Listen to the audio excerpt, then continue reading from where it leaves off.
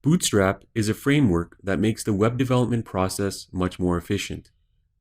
The framework includes HTML and CSS-based design templates for typography, forms, buttons, tables, navigation, modals, and image carousels. Bootstrap also includes optional JavaScript plugins. By now, you likely have a working knowledge of HTML, CSS, and JavaScript.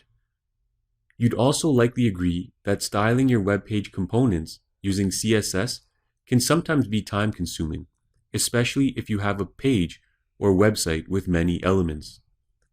Furthermore, developing responsive websites from scratch that are cross-browser compatible is a fairly challenging task that requires a thorough understanding of CSS and hours of intense testing.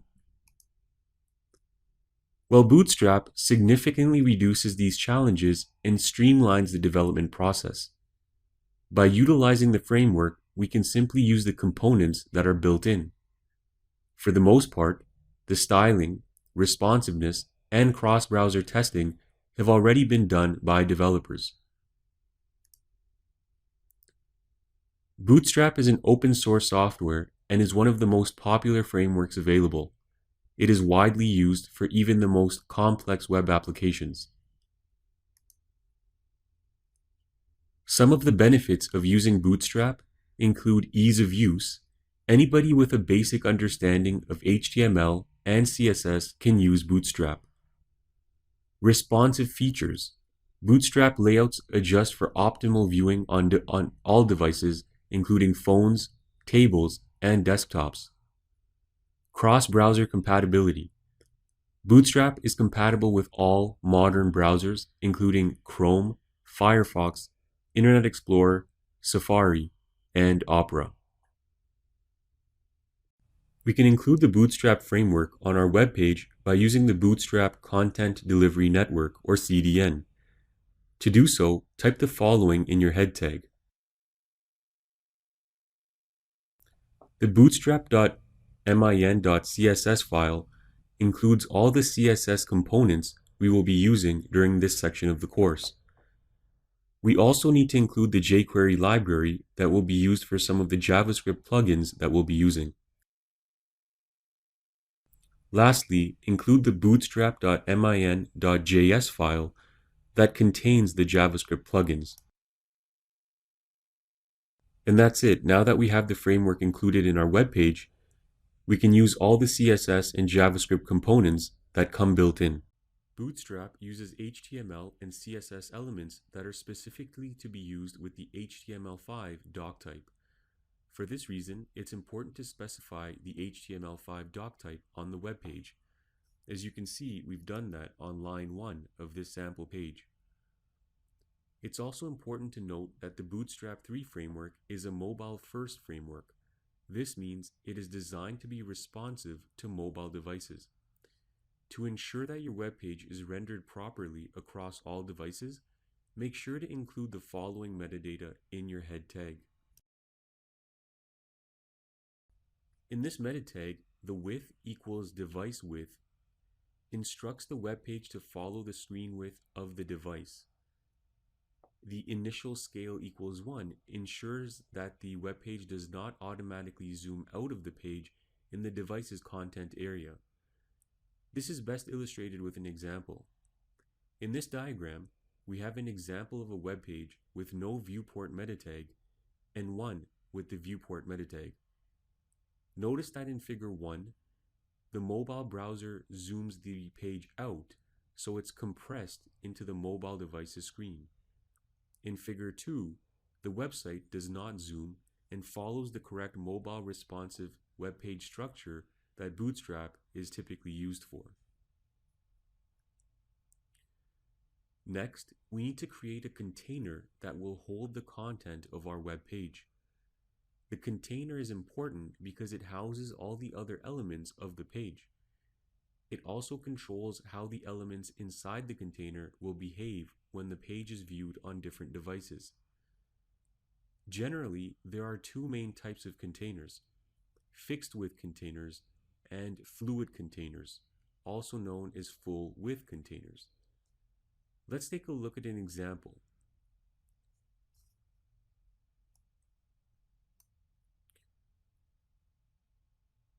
This sample web page uses a fixed width container. We can see that it does not scale to the full width of the browser window's content area. This page, on the other hand, uses what's known as a fluid container or full width container. It scales to the full width of the browser window's content area. In our document, let's start by creating a fixed width container. To do so, start with a div element and give it the class container.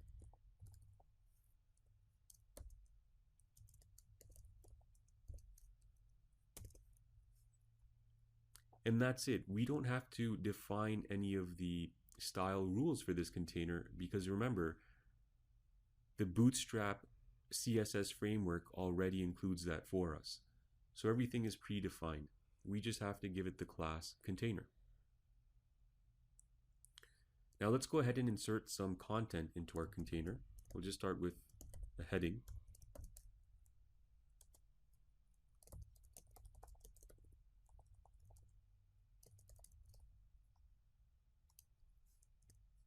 And I'll just insert some sample text.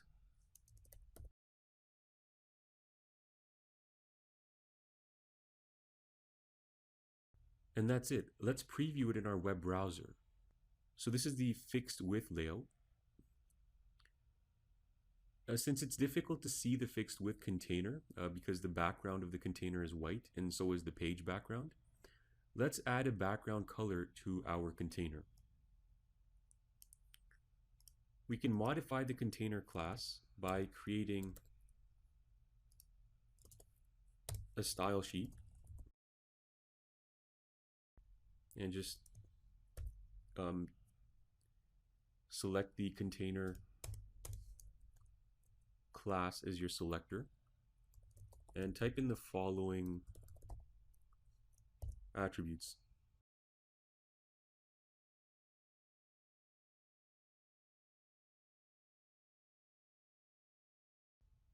And after saving and refreshing our web page, we can see that we've added a background color to the container div. So now we can more clearly see that it is in fact a fixed width container.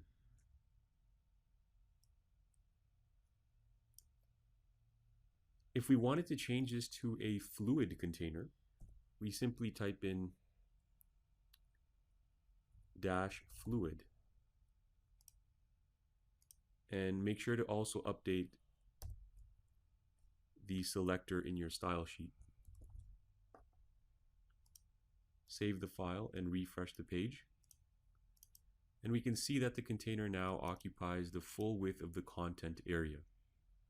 So that's the difference between a fixed width and fluid width container. The Bootstrap 3 mobile first grid system allows you to easily control how your website layout will be displayed on different types of devices.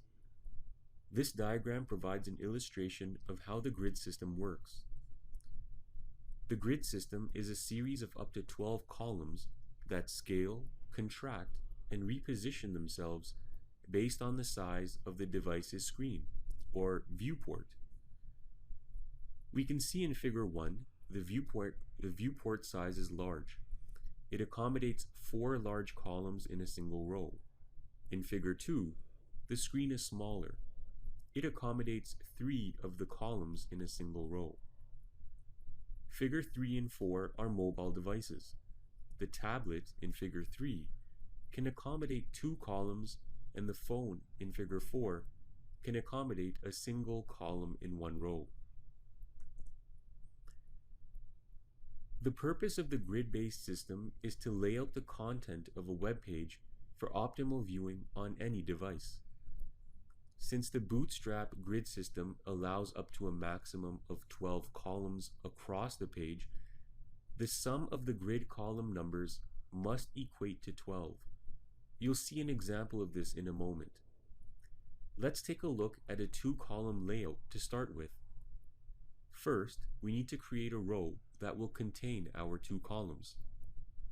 This row will be nested within our container. Next, we'll create our columns. So there's the first column, and I'll copy and paste the second.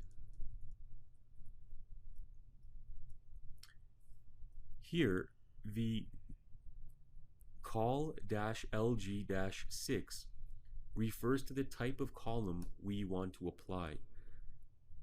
The COL is an abbreviation for column. LG is the column size. This value depends on the device your web page will be viewed on. LG is used for large desktop screens. MD is for smaller computer screens such as laptops. SM is best suited for handheld devices such as tablets and phones. Since we have two columns, each will need to span 6 columns across the 12 that are available in the Bootstrap grid system. For this reason, we see the value 6 displayed after LG for each div. Now enter some text into each column. Now that we have the column set up with text content, let's preview this file in our web browser. As you can tell, we can't see the columns because the background color is transparent. Let's create a background class to apply to both columns so we can see the columns on the page. So go ahead and create a style sheet in your head tag.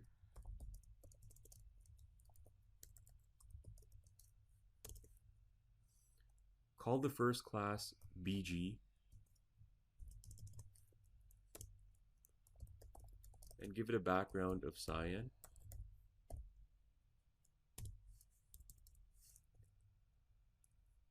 Sorry, we'll just change the BG to BG1 and give the second class a name of BG2 and a background of yellow. Now apply these classes to our columns.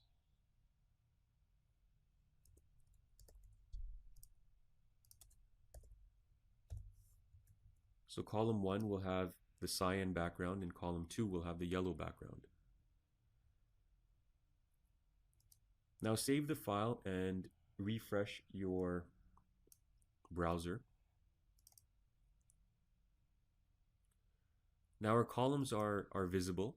We can see the first one with cyan and the second with yellow. We can see that both are displayed in a single line because our screen size accommodates it. Let's see what happens as we shrink our browser. So if we were on any other device, a mobile, handheld, tablet, our screen size would be a lot smaller. Just observe what's happening to the right column when the viewport gets to as we shrink the size of the viewport.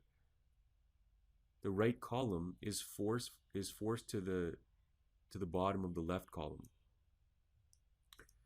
And this is an example of how the grid system works to accommodate smaller screen sizes. In the next lesson, we'll be working with 3-column layouts. We can very easily convert our 2-column layout into a 3-column layout. 3-column layouts are typically used for laptop and desktop screens. A 3-column layout will also work in a tablet's landscape mode if the screen resolution is more than or equal to 992 pixels. For example, an Apple iPad. In smaller devices, the columns will stack on top of each other as usual. Let's go ahead and add a 3rd column to our 2-column layout. We'll go ahead and copy this column's code.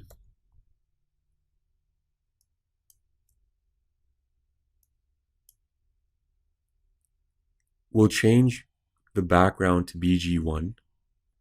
Since we now need to split 12 columns among 3 rows, we need to adjust our values. We can create equal-sized columns by plugging in 4 by 4 by 4. So let's see what that gives us. We'll save the file and refresh the browser window. So we can see with 3 columns, when the viewport gets smaller, the columns stack on top of one another.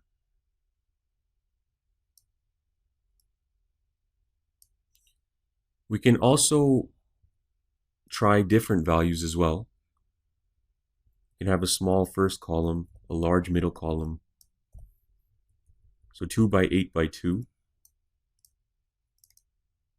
And that's what that looks like.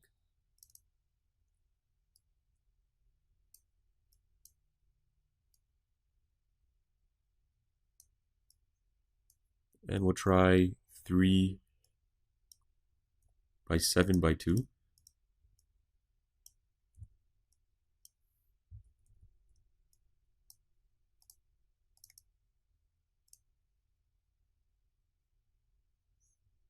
So we can see that the first column is slightly larger now than the last column.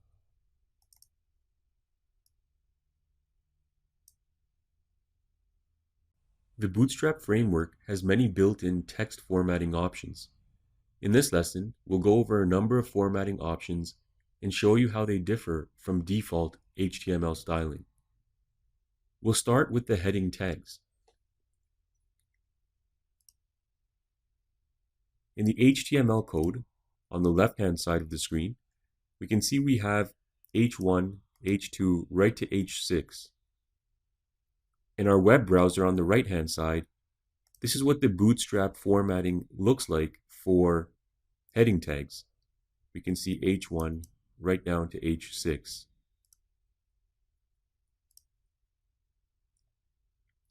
Bootstrap allows for secondary text, which is smaller text with less emphasis than the heading.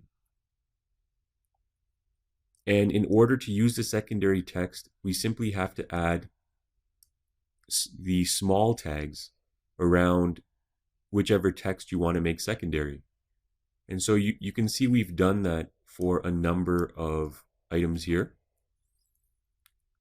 Right from heading H1 to H6, we've added small tags around the text, secondary text. And that is what it looks like here.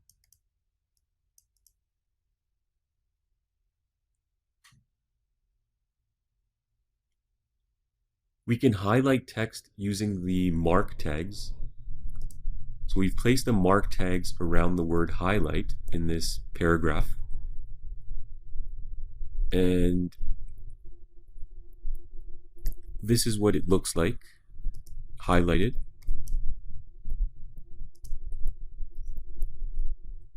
We can also create a dotted underline with a tooltip, as you see here, using the ABBR tags.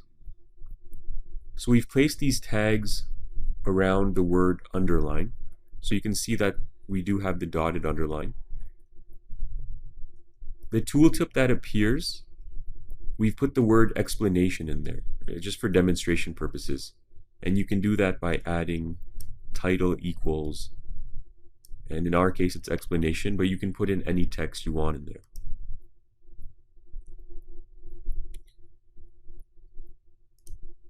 Next, we have block quotes. Block quotes allow us to place emphasis on quotes using the block quote tag. And that's this tag here. The open block quote tag has an ending, or sorry, a closing block quote tag. This is what a block quote looks like. You can see the format of the block quote. We can add a footer to a block quote using the footer tag. And in order to do this, you need to nest the open and close footer tag inside the block quote. And that's what the footer looks like here.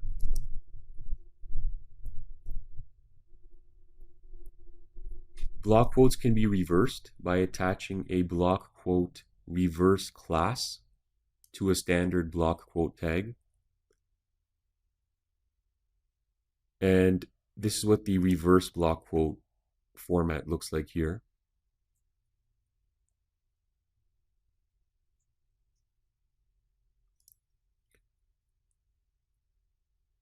We can use the code tags to highlight text in our HTML page.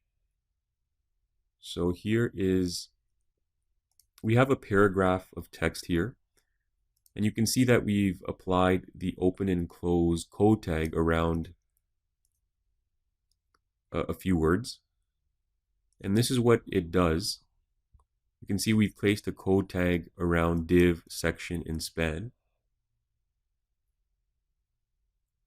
Code tags are typically used when highlighting blocks of code.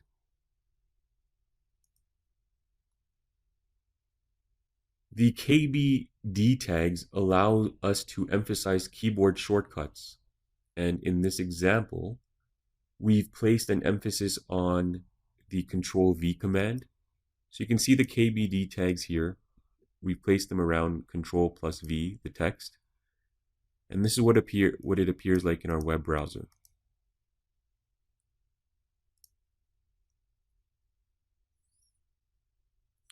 The pre-element allows us to display text exactly as it appears in the HTML document. Typically, white space is ignored when viewing an HTML page in a web browser. So you can see here we have white space here. We also have line breaks. So the text jumps to new lines in the HTML code. Now, typically our web browser would ignore this, the white space, but using the pre-element, it preserves all white space, including line breaks. So it shows up exactly how it would appear, or does appear in our case in the HTML code.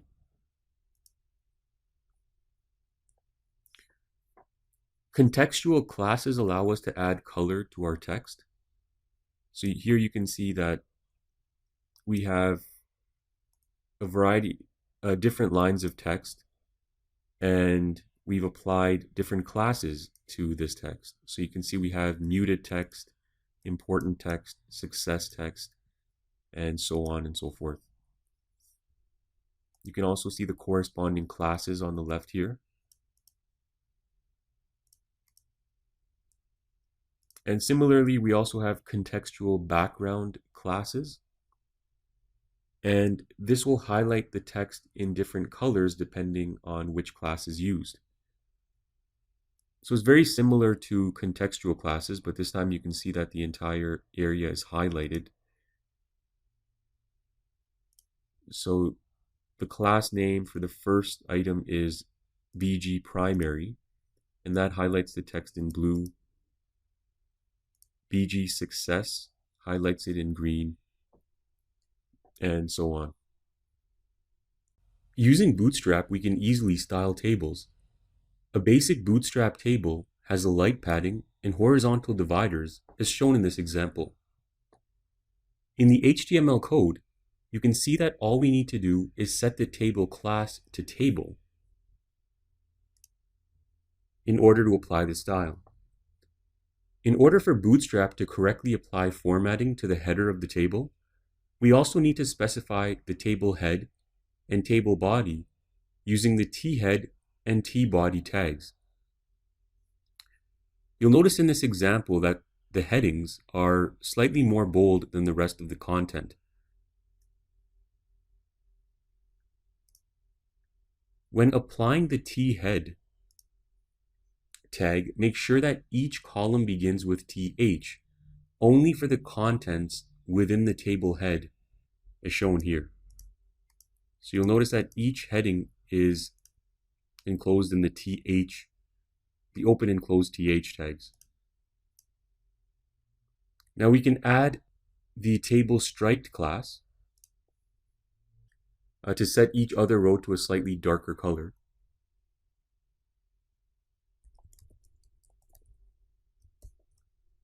So I'll just save the file and refresh, and we can see that each other row is now light gray. So it adds that distinction between rows. The table bordered class This adds a borders on all sides of the table and cells. The table hover class.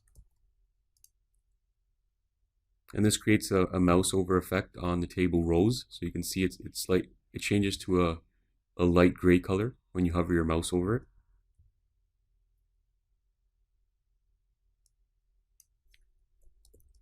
The table condensed class, that will remove some of the padding around the text. And so it's a more condensed table. We can add contextual classes to table rows or table columns. And we'll just do a quick example. I'll add a few classes to each row. Actually, I'll start in the table body instead.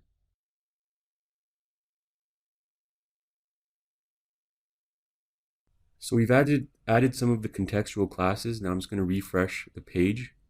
And you can see that the first row has the success class, the second row has the danger class, and the third row has the info class. Bootstrap can be used to style images. We can create rounded corners, circular shapes, and even thumbnails. To add rounded corners, we simply need to add the image rounded class to the image element. On the left-hand side here, you can see that we have an image element inside of our container. The image element contains a source, width, and height. We'll go ahead and add a class to this image. Image-rounded. Now I've saved the file, and before I refresh the browser, just look at the edges of the image. You'll notice right now they're perfectly straight. Now if I refresh, you'll notice that the corners have now rounded. We can also shape the image into a circle using the image circle class. So just save the file and refresh, and you can see it takes on a circular shape. The image thumbnail class, what this does is it adds a light thin border around the image, and the border, its corners are also slightly rounded, so it just gives it that thumbnail appearance. You can make any image responsive by adding the image responsive class, but what I'll do just to show you how this works is I'll remove the class altogether for now, and I'll refresh the page. Watch what happens as we scale this browser window smaller and smaller. You'll see that the image is not responsive, meaning it's staying the same size as we're reducing the size of the viewport.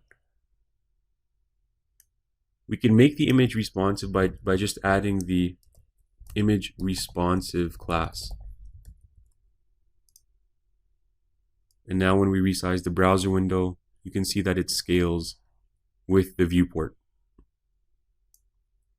A Jumbotron allows you to create a special area for important content. This HTML page contains an example of what the Jumbotron looks like. We can see a very large header followed by a smaller subtitle. In order to create one, we just need to create a div and add the Jumbotron class to it. And you can see that we've done that here. Inside our container, we've created a div element and applied the Jumbotron class. You can then use the header and paragraph tags for the heading and subtitle. So for our heading, we've used the h1 tags, and for the subtitle, we've just used the paragraph element. The Jumbotron can be placed inside or outside the container. If placed outside, it'll take up the full length of the viewport. So let's go ahead and give that a try. I'll take the block of code relating to the Jumbotron and cut it and paste it outside of the container. I'll save the file and refresh the web browser, and we can see that the Jumbotron now extends to the full length of the browser's content area. It's also fully responsive, So when I resize the browser, you can see that it remains the full length and shrinks as it needs to.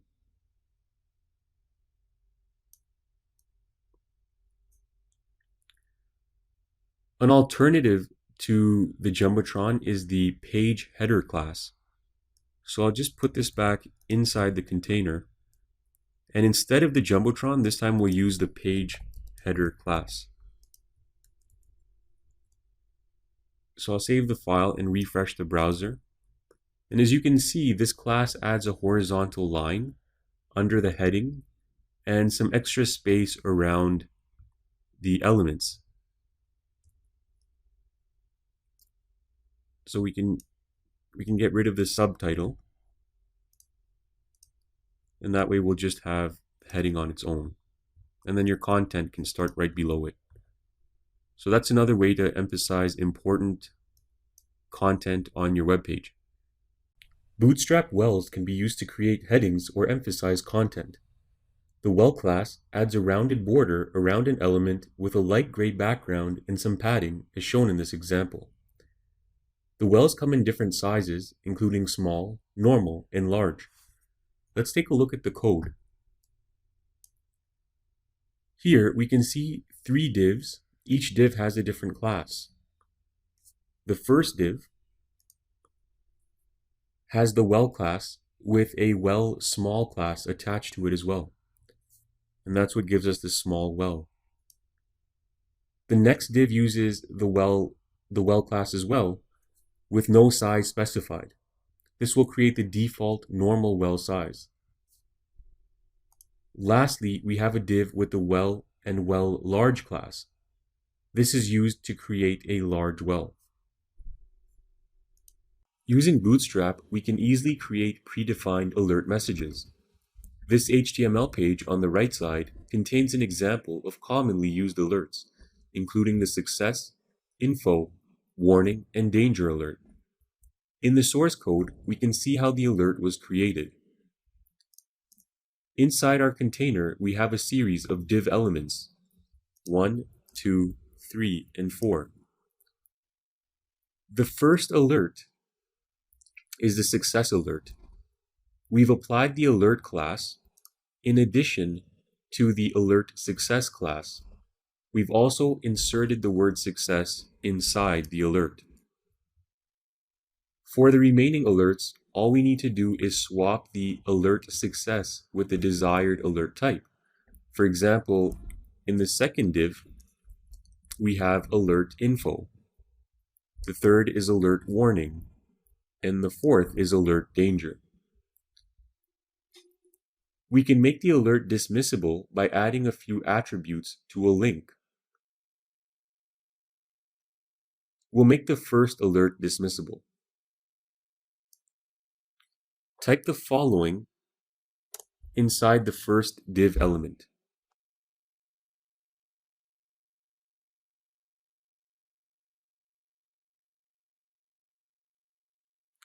Adding the class equals close and data dismiss equals alert attributes allow the alert to be dismissed. And to test this, we'll save the document and refresh our web browser. Now you'll see an X appears on the first alert. If you click the X, the alert is dismissed. We can also add a fade effect when the alert is dismissed. And to do that, all we have to do is add 2 additional classes, fade and in. So save the file and refresh the page. And now when we dismiss the alert, you'll see it fades out.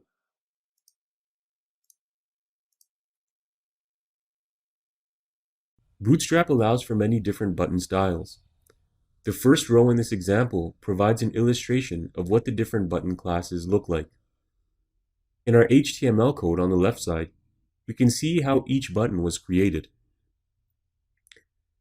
We start with the open button tag, and this is in reference to the first button here, the default button.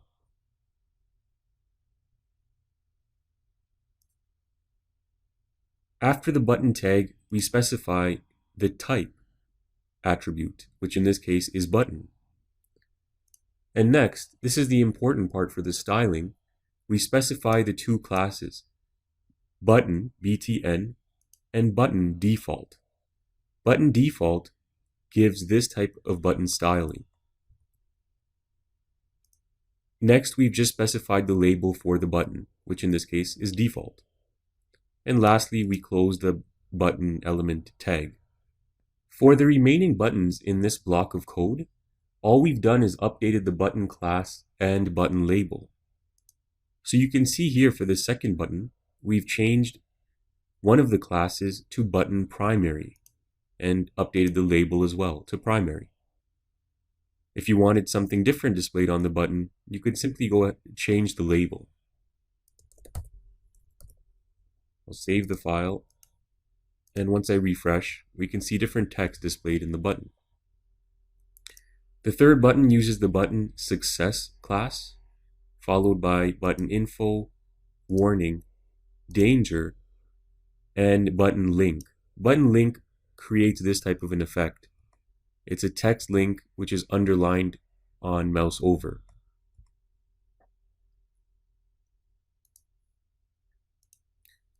Bootstrap also allows us to apply button classes to elements such as input elements and submit buttons.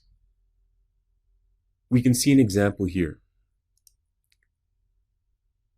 The first item is a link element. You can see that with the open A tag and closing A tag. In this case, the link element has been assigned the class button and button info. We also need to specify the button, the role, which in this case equals button. And when we do that, this is the type of button that's created. And so you can see that we've converted a link element into a button format. Next, we have the input button. So you can see the open input tag. We specified the type, button type. And we've also specified the class, which in this case, two classes, button and button primary. And so you can see we've applied, this is the type of style that's created to an input when you apply these two classes. Next, we have a submit button, a submit input. And we've applied two classes again, button and button warning. And this is the type of input style we get from those two classes. Now keep in mind that the value is just the text that's outputted on the button itself. So if we wanted to change that, we could. After saving, I'll just refresh. And you can see that the label changes.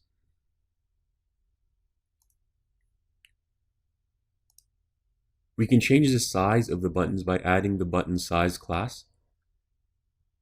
Here we have our first button set to button large, so btn-lg, and that produces the largest button size, followed by button medium, small, and extra small. And you can see the output on the right-hand side here.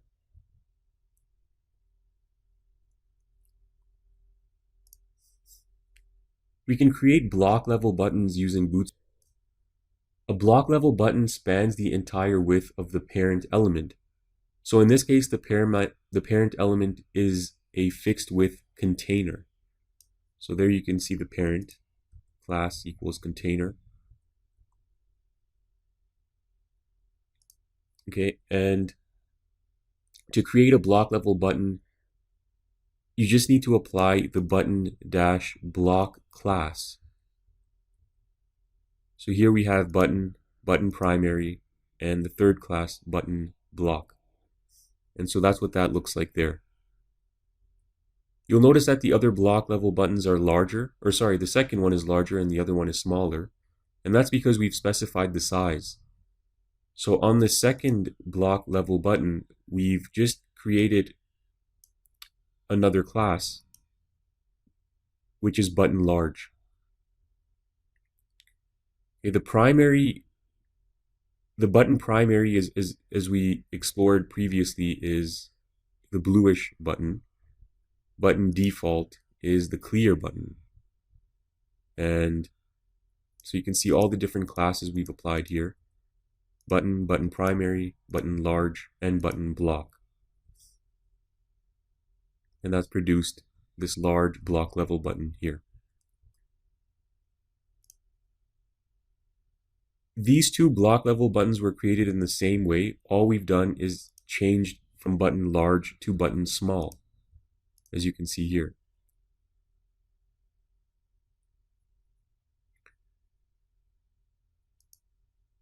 We can create disabled or active buttons. So you can see here that this button is unclickable, meaning it's disabled. And on the left, this button is active. Okay, so on the left-hand side in the code, we can see that we've applied the button class, button primary, and also active. So the active class gives it a little bit more of a highlight. It's slightly darker blue than the primary class, which is over here. Now disabled, you can see in the second button, we've created the different classes button, button primary, and disabled. So by adding the disabled class, this is the effect you get. We can group a series of buttons together using button groups. In this example, we've grouped 3 buttons together: Home, Company, and Contact. In order to create a button group, we need to create a div element and give it a button group class. Inside our container, we can see here that we have a div element with 2 classes, button group and button group large. The button group large specifies the size of the button. The individual button elements are then nested into the div. We can see that this group has 3 buttons, each with the button and button primary classes defined. We can size the button group by adding a button group large or button group extra small class to the div. This particular group has the button group large class. This group over here is identical except that it has the button group extra small class. So you can see that the first group, the button style is larger, and in the second it's smaller. Button groups can be laid out horizontally or vertically. In this example, we currently have them horizontally. We can change from horizontal to vertical by adding the word vertical to our button group class.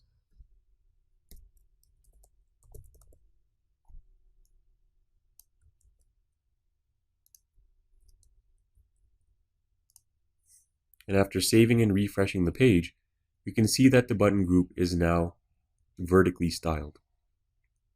To have a button group span the entire width of the screen, we can use the button group justified class.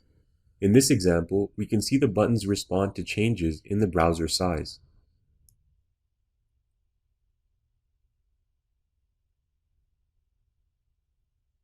The buttons expand and contract as the browser shrinks and expands. In order to do this, we need to create a div and attach 2 classes. This is our block of code for the button group, and we've started with a div element. We've attached 2 classes to this div element, button group and button group justified. Inside the div, it's easiest to create each button using a link element. Here you can see we have 3 links, starting with our opening A tag. And each link has the button and button primary class attached. And of course, the button label. So we've done this for the remaining buttons as well, Home, Company, and Contact. And you can see them all here. So this is the easiest way to do it. We can use button elements as well for the links, but the process is a bit longer. So this second block of code pertains to this button group here, the second one. And this time we've used button elements instead of link elements.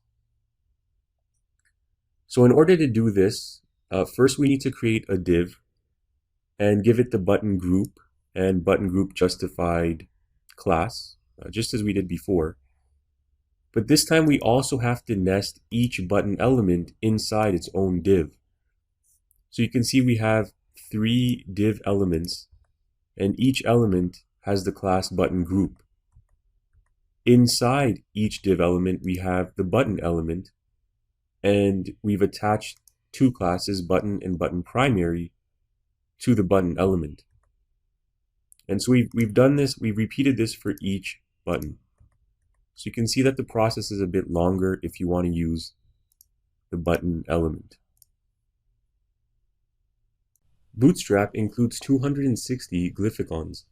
They can be used in almost any HTML element, including text, buttons, toolbars, navigation, and forms. This HTML page contains some examples of different icons you can use. For a full list of icons, visit the URL below.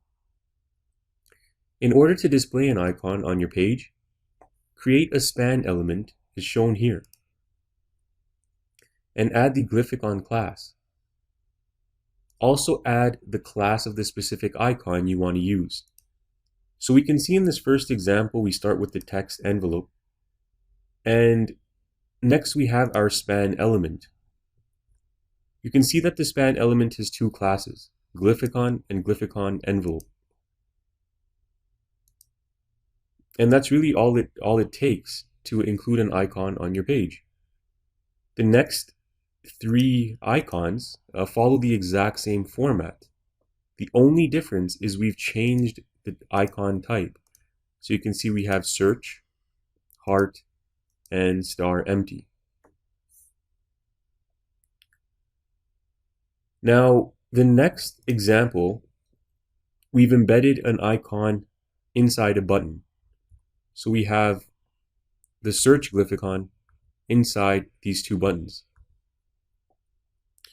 And doing that is simple. We use the same span element and the same class format, but we just insert it in between our open and close button tags. The next button is the same thing. We have a search glyphicon.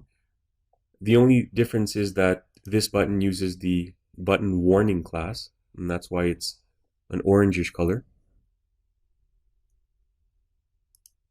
And then there's just some other examples here. We have a print glyphicon. And lastly, we've embedded a print glyphicon inside a link element. So you can see we start with the open A tag. We specify the class for this link, which is button, button success, and button large. So that's what gives it this styling. And next we just create our span element and insert our 2 classes, glyphicon and glyphicon print. And that's what adds that icon right before the label print. Using Bootstrap, we can create a variety of different badges and labels to add emphasis to different HTML elements. We can see several examples on this HTML page, starting with badges. Next to each link, we can see a badge, each containing a number. To create this, we simply need to create a span and give it a class attribute equal to badge, as shown here. The span element is created, in this case, inside a link element.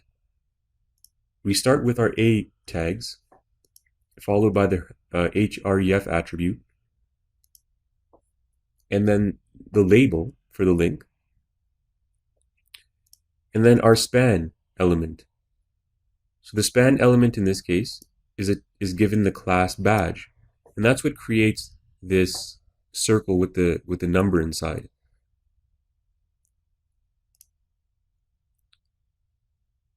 We have a couple of other examples, just with different labels and different values.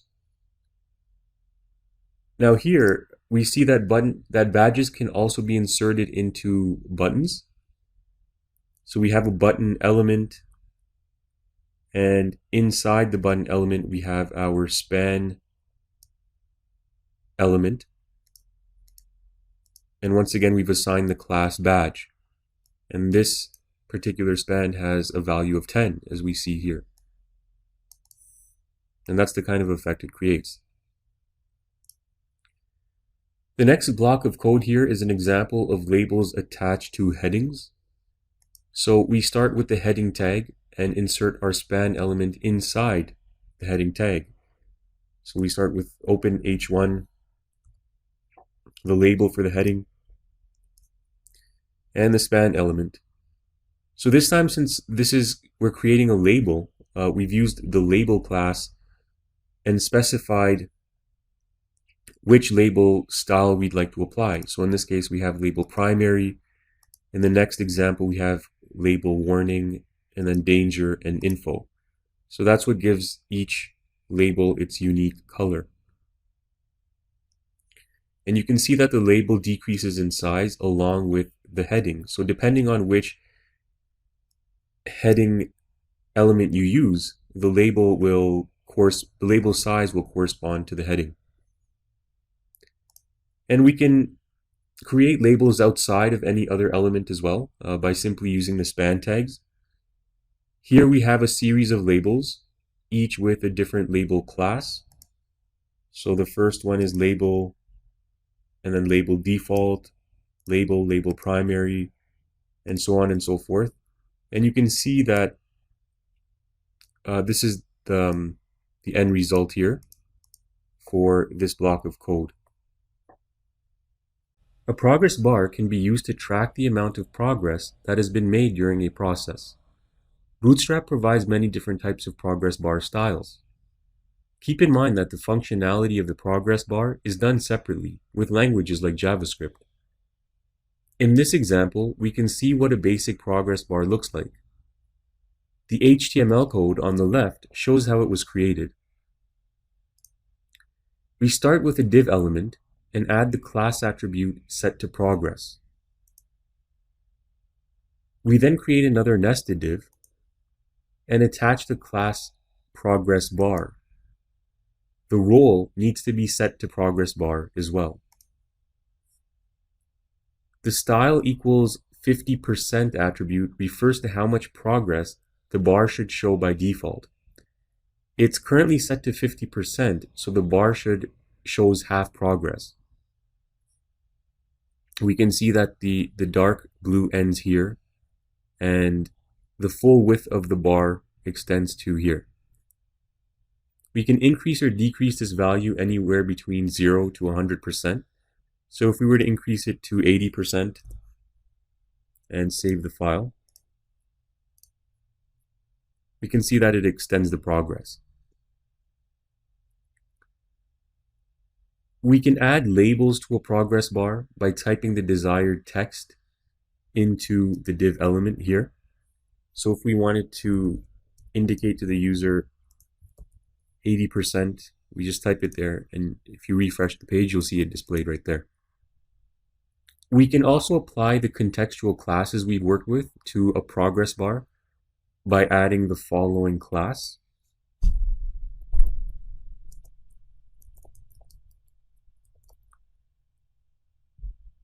And for this example, I'll use the success contextual style.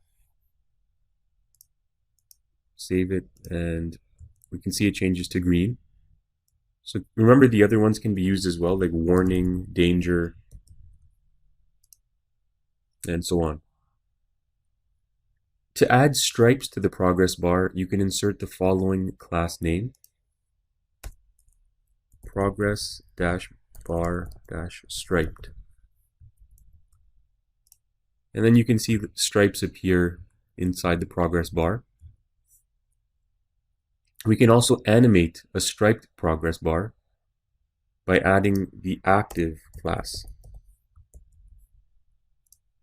Keep in mind that this will only work on a striped progress bar. Pagination allows you to add a page numbering system to content that stretches across multiple pages. This HTML page shows an example of a basic pagination style using the pagination class. To create this, we start by making an unordered list using the UL tags. We assign a class attribute and set it to pagination. Next, we create our list elements. Inside each list element, we have a link and a page number. With pagination, we can set different options. If we wanted to show an active status on one of the page numbers, we can add a class attribute to the list element and set it to active. We'll go ahead and set item number 2 to active. Now if we save the file and refresh the page, we can see that page number 2 is now active. We can also disable a link so it cannot be clicked, and we can do that by adding the disabled class. So if we save and refresh, we can no longer click on page number 3. To resize a pagination block, the pagination large or pagination small class can be added to the UL tags. We'll start with the pagination large class. When we refresh it, you can see that the links are now larger. And we'll change LG to small, SM, and see the difference. We can see that it's now much smaller. We can also change the style of pagination to breadcrumb by updating the UL class. And that's what the breadcrumb style looks like. So I've just updated some of the labels to text labels, which is more commonly used with breadcrumbs. And so you can see that it creates a nice navigation menu. The Bootstrap pager is a form of pagination. When applied to an unordered list, the pager class creates previous and next buttons as shown in this HTML page. We can see in the HTML code that it was created by starting with the open UL tag and applying a class attribute set to pager. Next, we create our 2 list items for the previous and next link. We can add a previous and next class to the list item to align each button at the sides of the parent element. So in this case, the parent is the container. Right now you'll notice that the buttons are center aligned, but if we wanted them aligned to the edges of the container, we can add the previous class and next class.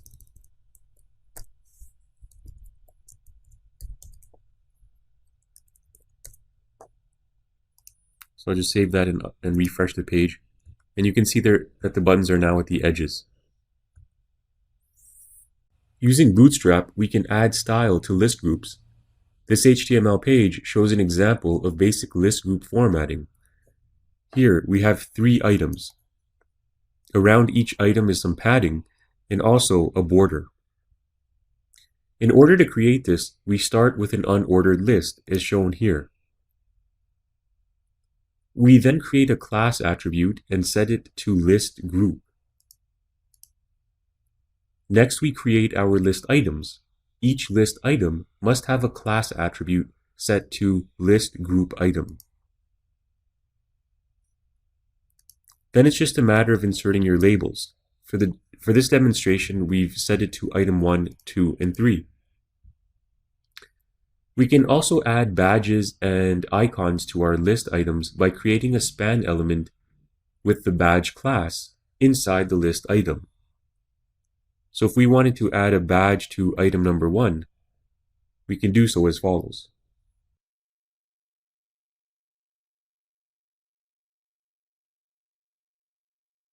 As you can see, we've added a badge on the first item with the value of 12. And you can copy and paste this code, and we'll make one for item number 2 as well. Next, by converting the list items to links, we can also create a mouse over effect. So we'll go ahead and do that. We'll just delete our list items and insert this code. We'll create 3. So just go ahead and insert your links as shown here. You can see that it's just an A element with an href attribute and the class attribute set to list group item. And it's the same for each item. Just have to change the label. So now when we save our file and refresh, you can see that we have a hover effect, a mouse over effect on each list item. We can set a list item to active by applying the active class. So if we just type in active here, you can see that it's activated item 1.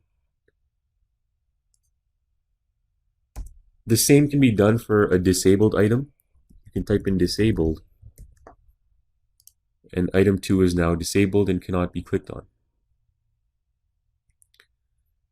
Contextual classes can also be added by creating the necessary classes in the list items. So let's go ahead and we'll just delete the disabled and active class. And we'll start with the success contextual class. So type in list group item success and refresh. And so that's the first one. We'll add a couple of others. And the others were warning. And we'll add one last one. We'll go ahead and add the danger contextual class. And so you can see some pretty neat styling on the list group. Another great benefit of working with lists is you can add nearly any HTML element inside the list group item. We have 2 classes available to us in Bootstrap, including list group item heading and list group item text, which can be used to add custom content. So we'll go ahead and create a custom list so you can follow along. First, insert in place of item 1, insert this line of code. So here we've used the list group item heading. So we've given our list item a heading. And now we can insert some basic text content in a paragraph element. Give the paragraph element the class list group item text. And so when you refresh it, you can see that there's some heading and some text inside the first list item. And now you can copy and paste this block and do the same for the other items.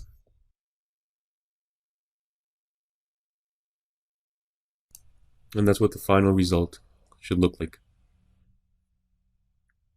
Bootstrap panels can be used to contain any type of content. This example shows a panel with some text inputted inside. Creating a panel is simple. As you can see in the HTML code, we start by creating a div element and assigning a class attribute set to panel and panel default. Next, we create a nested div. This div has the class panel body. The panel content should be contained within this div. You can see we have the words sample text content inputted inside. We can add a panel heading by creating another nested div and assigning the class panel heading. So let's go ahead and do that.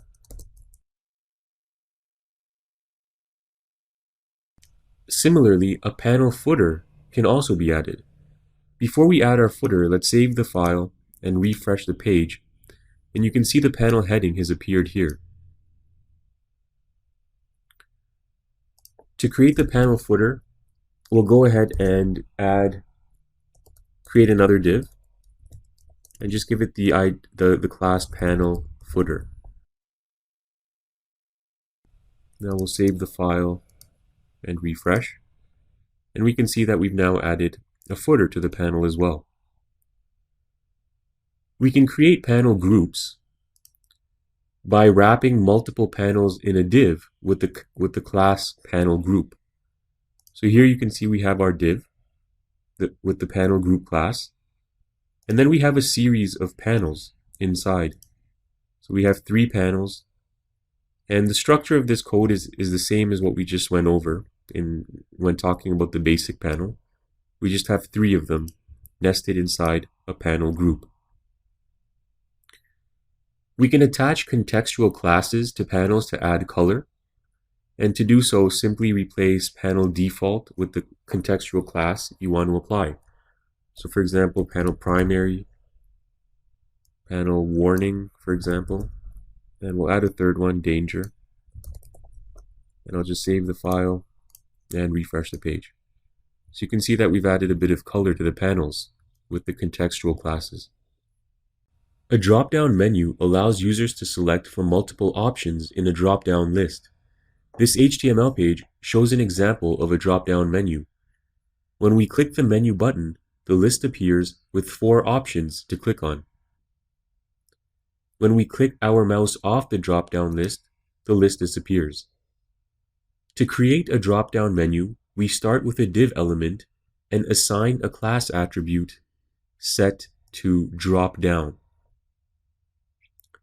Next, we create our button inside the div. The button element has a class attribute with 3 classes: button, button primary, and drop-down toggle. We also need to create a data toggle attribute and set it to drop-down, as seen here. This attribute is required in order for the menu to work. Next, we have our label. In this case, we've attached the label menu to this button. The span element contains a class set to caret. This creates the small arrow icon next to the menu label. The drop-down menu list items must be contained in an unordered list element, with the class set to drop-down menu. Next, we define the list items one at a time. So here we have 4 list items. Each has a link attribute and a label: option 1, option 2, 3, and 4. We can create a drop-down divider by adding a list item with the class divider. So we'll go ahead and add a divider here. So I've saved the page, and when I refresh, you can see that we have a faint divider after option 4. So after the divider, you can continue adding additional list items. So we'll add option 5 and 6, save the file, and we can see that option 5 and 6 are now divided from options 1 through 4. We can add drop-down headers by creating a list item and creating a class set to drop-down header. So we'll just go ahead and create a header. And you can give your header any name you like. We'll call it header 1. So I've saved the file, refresh the page, and there's our header. We'll create another header after our divider, and we'll call it header 2.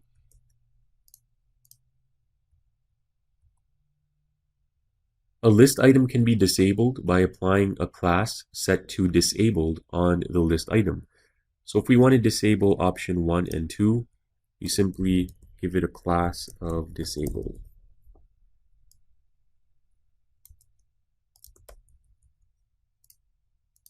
Then we can no longer click on option 1 or 2. We can right align the drop-down menu using the drop-down menu right class, and this class must be added to the UL element.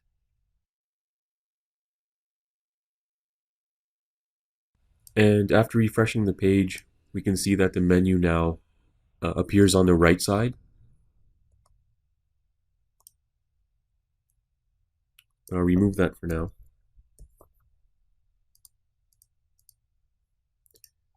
And we can also change the orientation of the drop down to drop up. This will cause the menu to expand in an upward direction rather than downward. And to do so, we simply change the div class here from drop down to drop up. Now there likely won't be enough space for it to be visible, so I'd have to create some breaks. And we can see that the menu now comes upward rather than downward. We can create collapsible elements that give the user the ability to show or hide content on a web page. This example shows how a collapsible works. When we click the collapse button, the content appears. When we click it again, it disappears. In order to create this, we start with a button element. There are two important attributes that must be included for this to work. The data toggle attribute. You can see that we have it set to collapse. And the data target attribute. And this needs to be set to the ID of the div that contains the collapsible content. So here's the div that contains the content, and you can see that we've given it an ID of x1. That matches the data target. Just remember to keep a pound sign in front of the value. So these two must match in order for this to work. In addition to the x1 ID that we have here, you also have to create a class and set it to collapse. Next, just insert the content that should be displayed when the button is clicked. So you can see we have some sample text here. And when we click the collapse button, the text appears. When we click it again, it disappears. In this second example,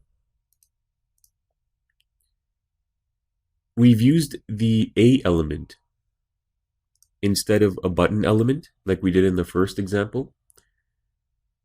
We can see that if you want to use an A element, you need to set the href attribute to the ID in your div element. So if those two don't match, then the collapsible will not work if you're using an A element. In addition to that, you also need to include a data toggle equals collapse attribute. And you can see that we've given the link a name, simple collapsible, and that's what appears on the button.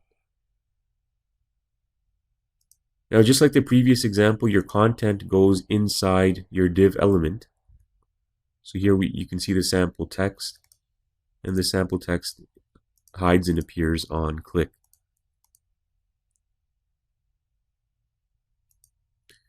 One thing you'll notice is that by default, the text is hidden. If you want the text to be visible by default, we'll start with the first one here. Inside your div element, next to the collapse class, just put in the in class. And I'll save the file. And you can see that the text is now visible by default. And that's the in class. In this example, we've created a collapsible panel. When the heading is clicked, a panel appears. It disappears when the heading is clicked again. We can create a collapsible panel by creating a div and setting the class value to panel group. Inside that div, we create another div with two classes, panel and panel primary. Next, we create a div with the class panel heading. We can insert our title inside this div. Here, we've used an h4 element in this example. It contains the class panel title. Inside the h4 element, we have our a element with a data toggle attribute set to collapse. We also have a href attribute, and this is set to the name of the div that contains the panel content. That div can be found here. You can see that the ID matches the href attribute in the a element. We also have two classes attached to this div, panel collapse and collapse. Next, we have two divs, one with the panel body class and the other with the panel footer class. As you learned earlier, these contain the body content and footer content for the panel. You can insert whatever body content you want here and the footer content here. In this example, we've created a collapsible list group. When we click the heading, the list appears with 3 items and a footer. Creating this is very similar to our last example. Looking at the code block, it's nearly identical. The only difference is that we create an unordered list in the div that contains our panel content. And you can see the UL element here. The UL element is assigned the class list group. Inside the UL element, we have 3 list items. Each list item has the class list group item followed by the content. So you can see that we have item 1, item 2, and item 3, and that's what's displayed in our panel. In this lesson, we're going to be developing an accordion as shown in this example. When we click each heading, the previous panel collapses and a new one expands. In order to create an accordion, we start with a div and assign the class panel group. We also need to set an ID. We've set the ID to accordion. You'll see how this is used in a moment. For the purpose of this lesson, we're starting with only one panel. So I'm going to refresh the page and we'll be adding the second and third panel as we progress through the tutorial. Next, we create another div with 2 classes, panel and panel default. As you learned, this defines the style color of our panels. In this case, panel default will create a light gray color. Inside this div, we have another div with the class panel heading. This contains our title, as we learned in the last couple of exercises. It's important to note that our A element now also has a new attribute which we haven't seen before called data parent. This is necessary if developing an accordion. The data parent value must be set to the ID that we initially defined in our first div element, shown here. So those two must match in order for this to work. We also have an href attribute set to ex1. This value needs to match the div that contains our panel content. So this href attribute ex1 links to the content inside this div. And the content inside this div is what we're seeing displayed here in our web browser.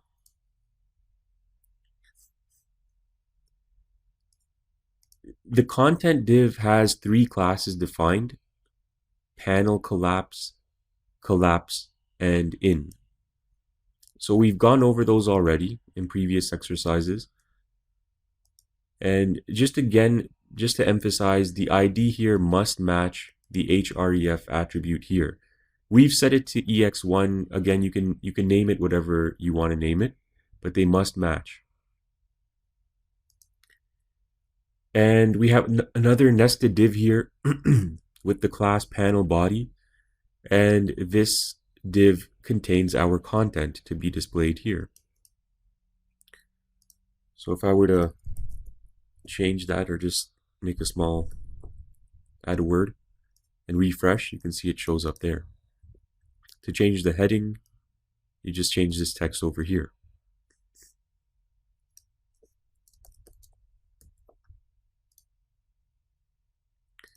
Okay, now we're going to add some additional panels to complete the accordion effect.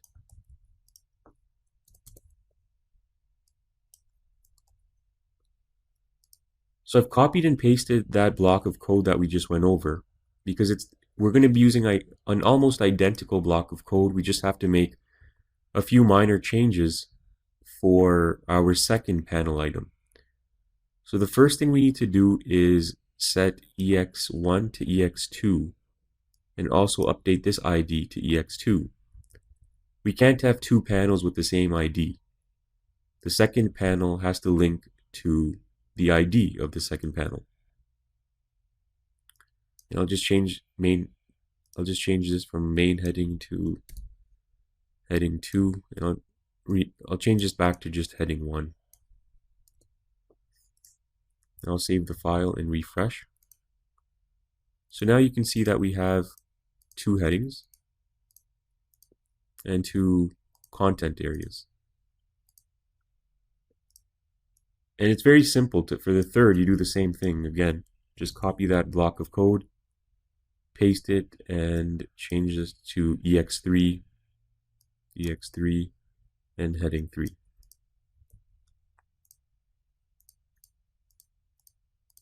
And that's the full accordion. You can add as many items as you want, but we'll leave it at 3 for the purpose of this tutorial. We can use Bootstrap to create different menu styles, including tab and pill menus. Let's start with an example of a very basic menu. In this first example here, we have a menu with 4 links. This menu was created by making a UL element and setting the class to list inline. This makes all the list items appear in a single row. We then created each list item and attached a link attribute and the link label. Here we have link 1, link 2, link 3, and link 4, each contained within a list item. We can easily convert this basic menu into a more stylish tab menu by changing the class to nav tabs.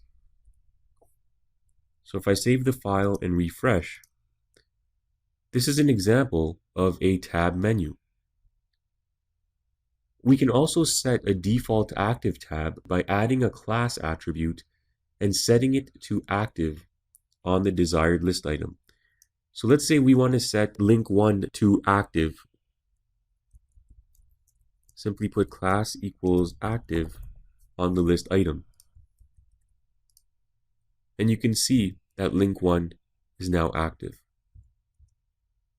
In the second example here, we've added a drop-down menu to tab link 2.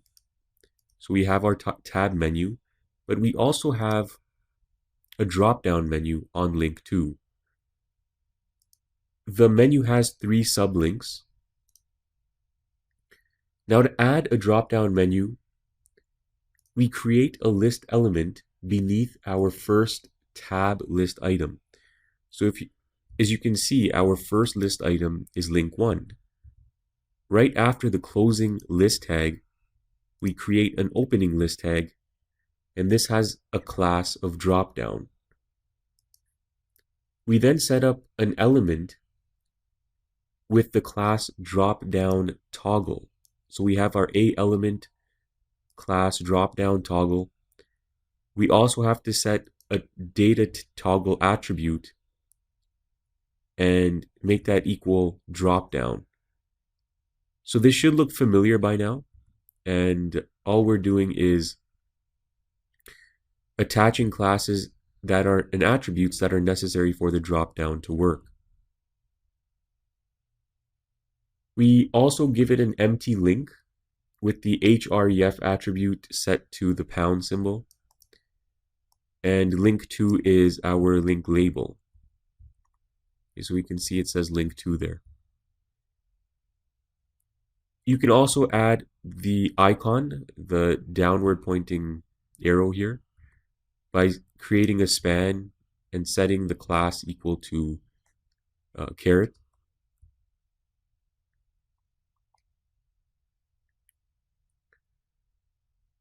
Next, we need to create an unordered list and set the class of this list to drop-down menu. You can then create your list items. We have 3 sublinks on this drop-down menu, but you can have as many as you like. And each list item contains a link element using the A tags and the link label. So you can see we have sublink 1, sublink 2, and sublink 3. Once complete, close the open UL tag and also the open list tag. Then continue with the additional list items for your tab menu. So for example, we have 2 additional items here, link 3 and link 4, and you can see that we have them inputted here after the menu. And finally, just close the tab menu's open UL tag with a closing UL tag. In addition to tab menus, we can also create pill menus. This HTML page has an example of both an inline pill menu and a vertical pill menu. We'll start with the inline menu. In order to create an inline menu, we start with creating an unordered list and setting the class to nav and nav pills. Next, we create our list items. You can see that we have 4 list items. Each list item has a link element and the list item label. So we have link 1, link 2, link 3, and link 4. You'll also notice that list item 1 has a class attribute which is set to active. And this is the reason that link 1 is highlighted in blue. We can also create vertical or stacked pill menus. And to do that, we simply need to add the class nav stacked to our existing class in the UL tag. And so if I save the file and refresh, we can see that the menu items are now stacked. In the second pill menu example, we've created a drop-down menu on list item 2. As you can see, when link 2 is clicked, a menu appears with 3 additional links.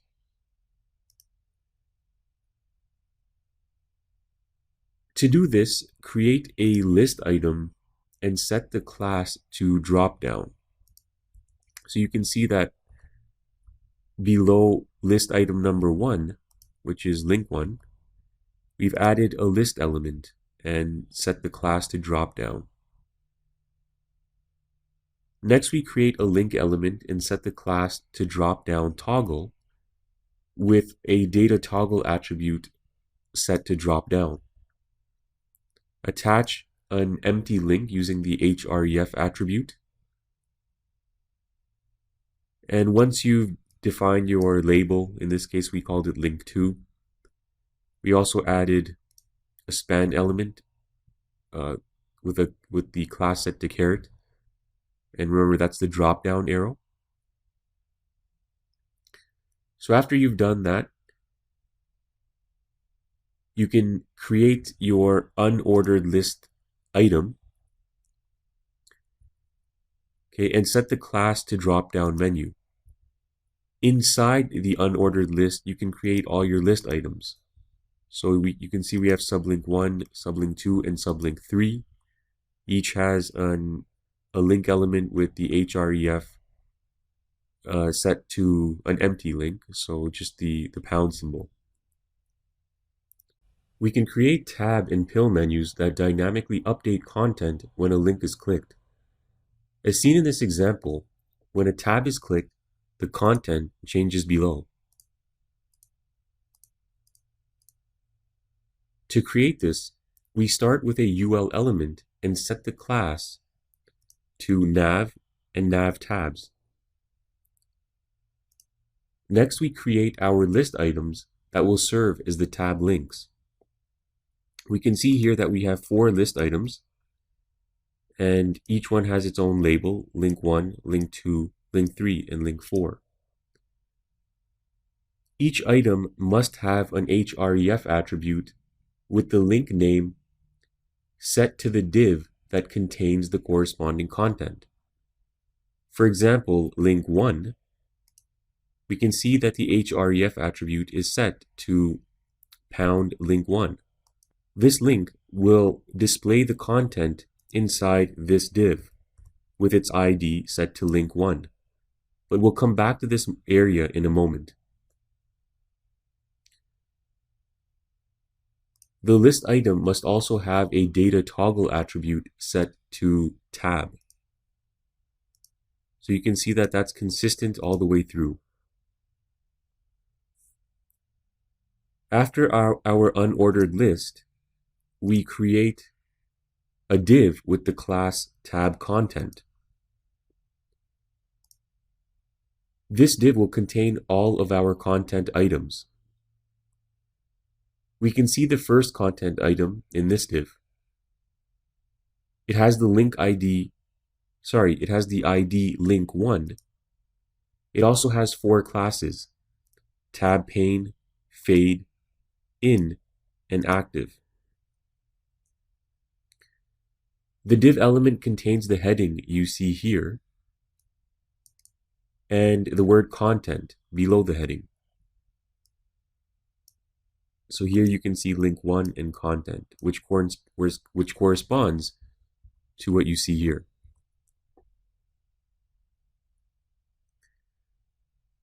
The next div here is for content item corresponding to link 2. So here we can see href is set to link 2. Our div ID is set to link 2. So remember, those must always match. Everything else is more or less the same. The only thing that changes is the heading. Typically your content would also change. And same for div. The third div, the ID is link 3. The header is link 3. And same for the last div, which corresponds to link 4. And you can see that the content switches off and corresponds to its own link. And that's how that works. We can change this dynamic tab menu to a dynamic pill menu by updating a few classes. So if you go back to your unordered list element and change the nav tabs class to nav pills, and also change the data toggle attribute to pill, and if you save your file and refresh, you'll notice that the links are now pills rather than tabs. The functionality and everything else is all the same. We can create navigation bars using Bootstrap, as seen in this example. This navbar extends from one end of the browser's content area to the other on large screens. When viewed on smaller screens, the navigation bar stacks the links one on top of the other. So this navigation bar is fully responsive. This navigation bar was developed by creating a nav element and assigning the class navbar and navbar default. The navbar default class allows us to style the bar. We'll try different styles later in this lesson. Next, we create a container that will contain the navbar and all its elements. After our container div, we create another div with the class navbar header. Inside this div, we have our header, my website, inside an A element with the class navbar brand. We also have attached a link using the href attribute, and we've assigned an empty link represented by the pound sign here. We define our navbar links using an unordered list with the class set to nav and navbar-nav. The UL element contains 4 list items in this case, one for each link seen on the bar. As you can see, we've assigned a class to the first list item and set it to active. That's what creates the highlight effect on link 1.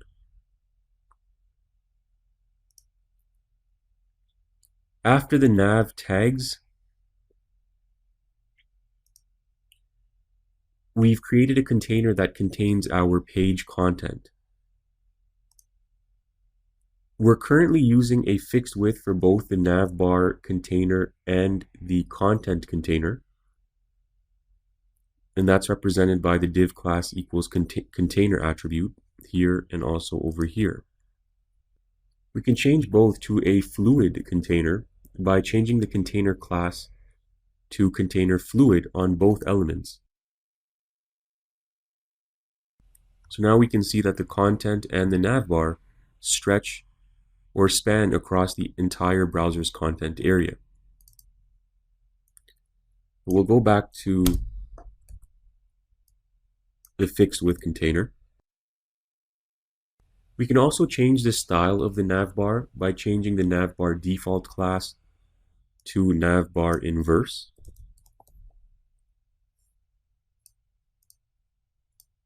And you can see that this inverts the colors of the navbar.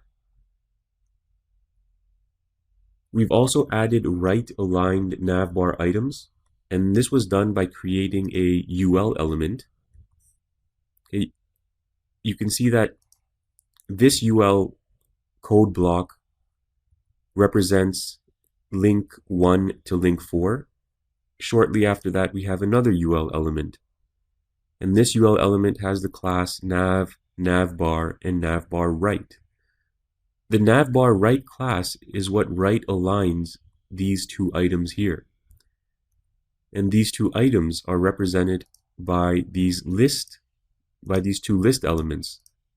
Each list element has a link attribute with an href tag. We've set it to an empty link for now. We've also included a span tag, and we've set the class to glyphicon star empty. That's what gives us the star icon, as you learned in earlier lessons. And for the second list item, we've set it to glyphicon search, and that's why we have the magnifying glass next to our link 2. And our labels are right here. If we wanted to change them, we could just update the text here. We can give our nav bar a fixed position, both top or bottom, so it doesn't scroll with the rest of the content on the page.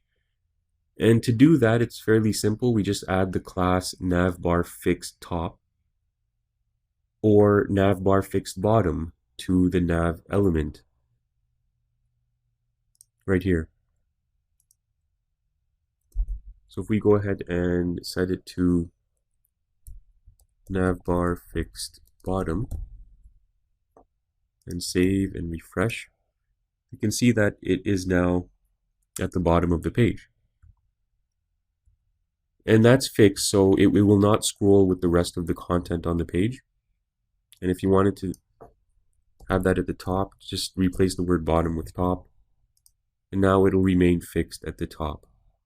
It will not scroll with the rest of the content.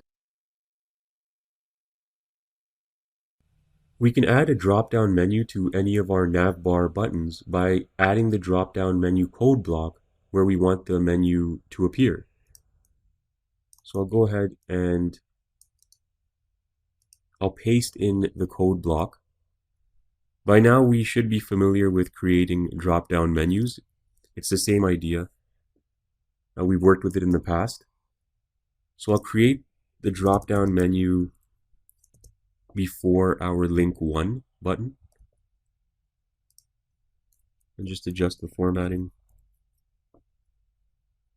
And I'll save the file. So there's our menu button now with our drop-down menu.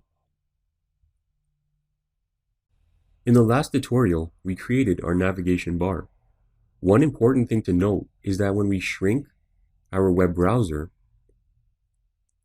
the links stack on top of one another. This causes an issue on very small mobile screens because of the amount of space this entire block takes up. A solution is to make the navbar collapsible on very small screens. I'll add in the necessary code to show you the result, and then we can go over it.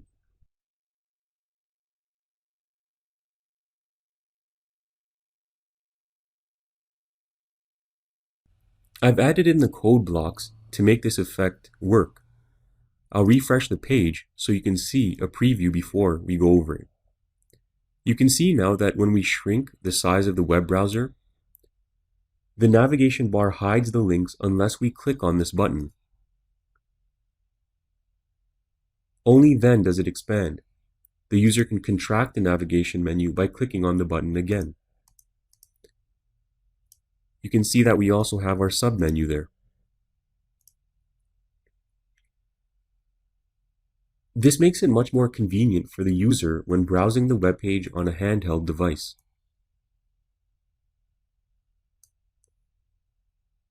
In order to create this, we first need to start with a button element. And this is positioned after the div with the class set to navbar header. Inside the button element, we create a class, navbar toggle, and a data toggle attribute set to collapse. We also need to set a data target. We've set it to nav1. This is very important, and you'll see why this is relevant in a second. In the button element, create 3 span tags, each with the class set to icon bar. This is what styles our button. You can see these 3 lines here. These are each icons. Next, we need to wrap our navbar buttons into a div with the same ID as the data target attribute that we previously set. So remember that data target we set over here to nav1? Well, we need to create a div with the ID nav1. Those 2 values must match in order for this button to work. Give this div a class, 2 classes, collapse and navbar collapse. It's also important to remember to close the open div we just created. And you can see that we've wrapped both our unordered list elements inside this div, the open and close tag. And that's all there is to it. So once you save your file and refresh, you'll now see the button there, which allows you to expand and contract the navigation menu items. Bootstrap styling can be applied to several different types of form elements, including inputs, text areas, checkboxes, radio buttons, and select menus. Bootstrap also supports all HTML5 input types such as text, password, email, number, time, week, and so on. An important consideration is that inputs will not be styled if their type is not properly declared. On this HTML page, we have a number of different types of form elements. We covered the input field elements in the last lesson, so we'll take a look at the text area to begin with. To create a text area, create a div and set the class to form group. Create a label for your text area, and remember to apply the for attribute and set it to comment. The text area is created using the text area tags. Set a class inside the text area element and set it to form control. You can specify the length of your text area by creating a rows attribute and setting a value. In this case, our text area is 5 rows in length. If we set it to 10, you can see that the text area will become larger.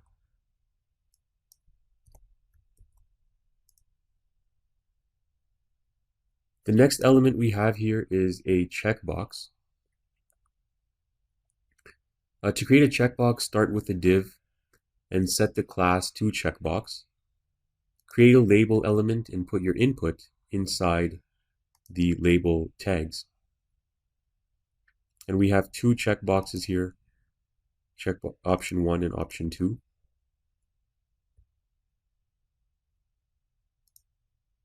To create a radio button, start with a div and set the class to radio. And it's more or less the same as the checkbox. You can create a label and insert your input element right into the label. And keep in mind that the difference between a checkbox and a radio button is with radio buttons, you typically only want the user to be able to select one option.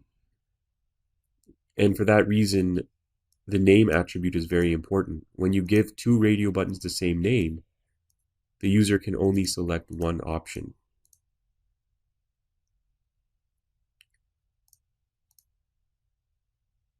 Our next element here is the select menu. And to make one, first create a div, set the class to form group. Next, create a label for the select list. Insert your select tags and set the class to form control. Create each option using the option tags. So here we have 4 options, and it's just a numerical value, 1, 2, 3, 4. If we were to change this to something else,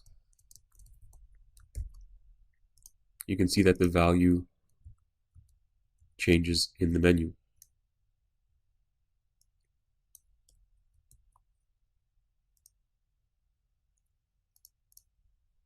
You can also create a select menu that allows multiple options to be selected.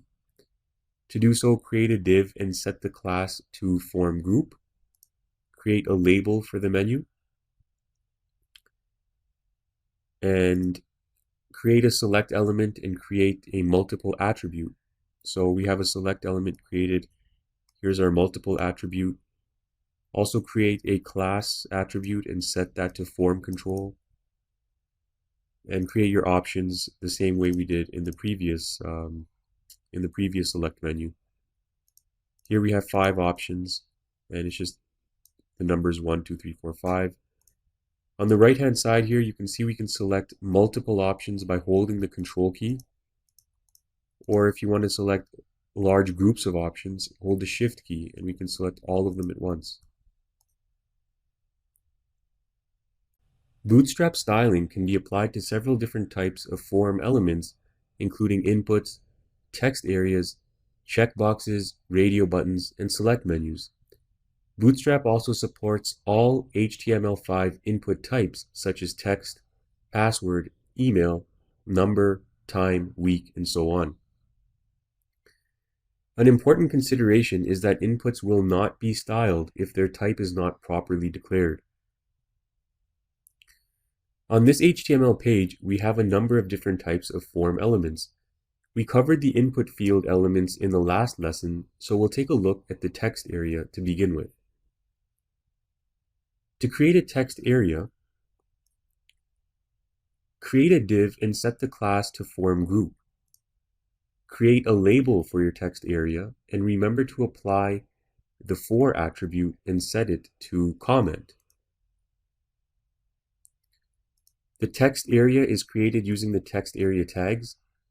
Set a class inside the text area element and set it to form control. You can specify the length of your text area by creating a rows attribute and setting a value. In this case, our text area is 5 rows in length. If we set it to 10, you can see that the text area will become larger.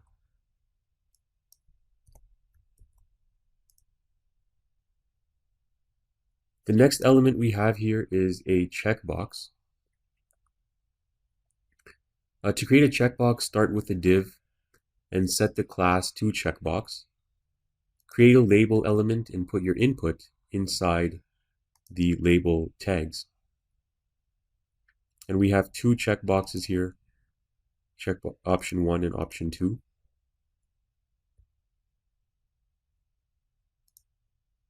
To create a radio button, start with a div and set the class to radio.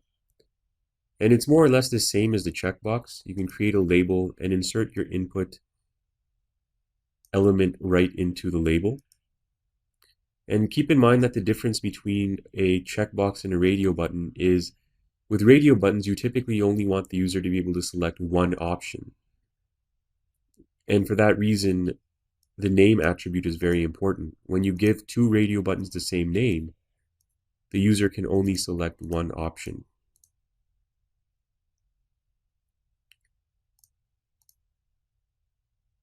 Our next element here is the select menu. And to make one, first create a div, set the class to form group. Next, create a label for the select list. Insert your select tags and set the class to form control. Create each option using the option tags. So here we have 4 options, and it's just a numerical value, 1, 2, 3, 4. If we were to change this to something else, you can see that the value changes in the menu.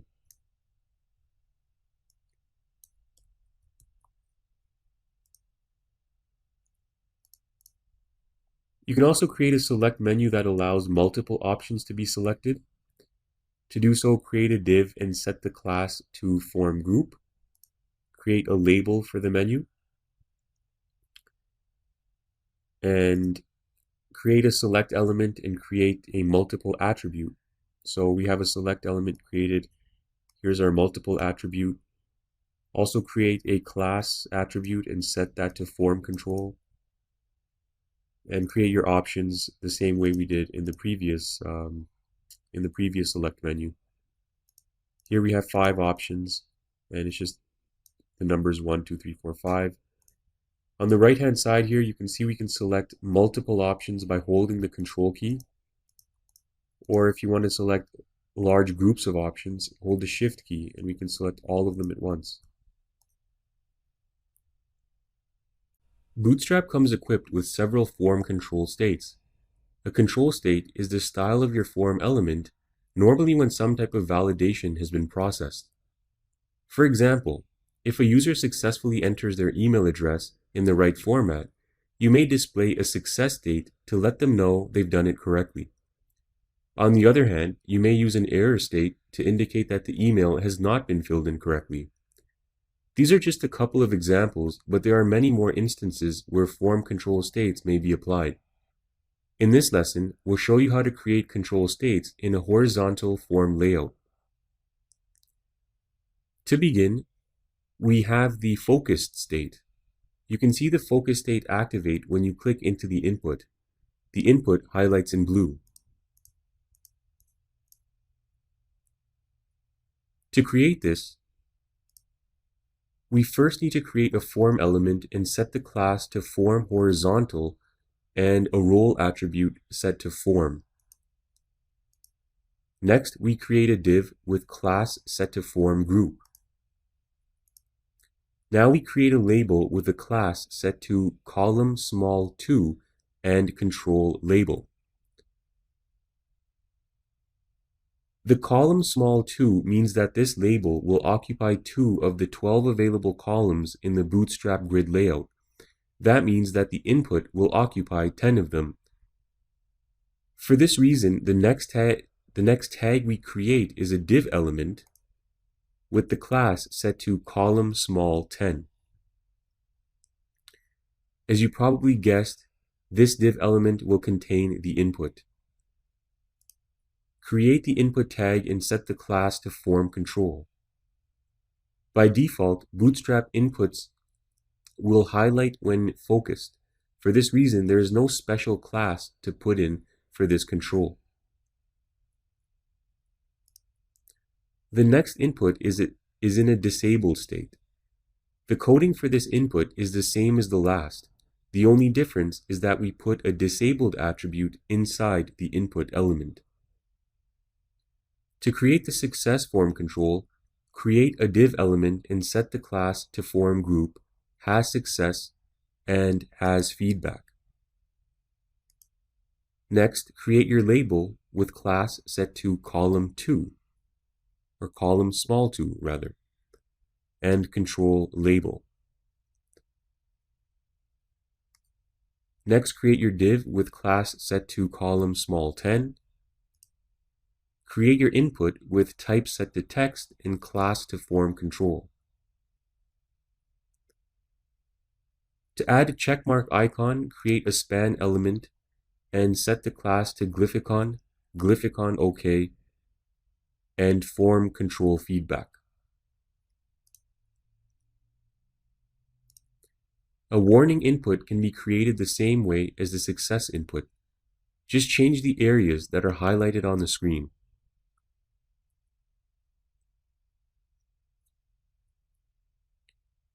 And when you've completed that, you can also create an error state in the same way, and similarly, you can update the areas highlighted on the screen.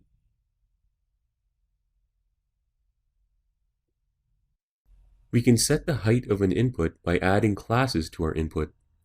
To change from the default height to a large height, create an input large class. And we can do that in our input. So this entire block right here pertains to this input. And what we're going to do is we're going to add an input L-LG class. And you can see that it increases the size of the input. To reduce the size, change it to input small.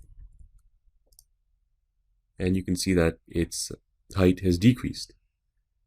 We can do the same to a select menu, but we'd have to add it to the select element, and inside the select element we have a class.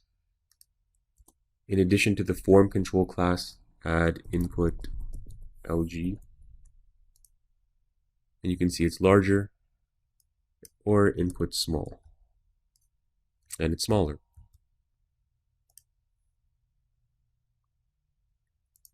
Now, when working with horizontal forms, the large height can be set by adding the form group large class to the main div element.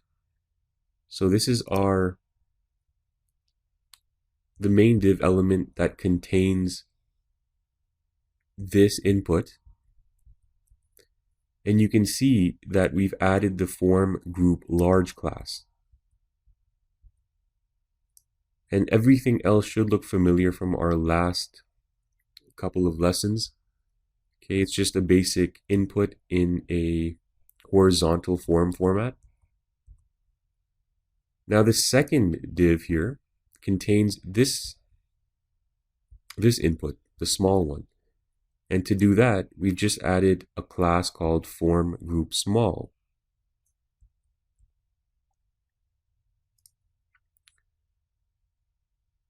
To increase or decrease the width of an input, we can place the input in a column. As shown in this example, we have 3 inputs, each in a column with a different size. So here's one div element, and that contains this input. The second div element contains this input, and the third contains this input. You can see that each div element has a different class. This one has column extra small 2. So this input spans across 2 extra small columns in the Bootstrap grid layout. This one spans across 3 extra small columns, and this one spans across 4 extra small columns. So if we were to increase this value to say 6 and save the file, you can see that it becomes wider. In this lesson, we'll be creating a Bootstrap carousel. The carousel is a plugin that cycles through HTML elements. It is typically used for slideshows as seen in this example. We have a series of car pictures. Each car picture is displayed one at a time, before automatically transitioning to the next picture. Each picture also has a title and a description. We can manually cycle through the images by clicking the left or right links, or by clicking the carousel indicators.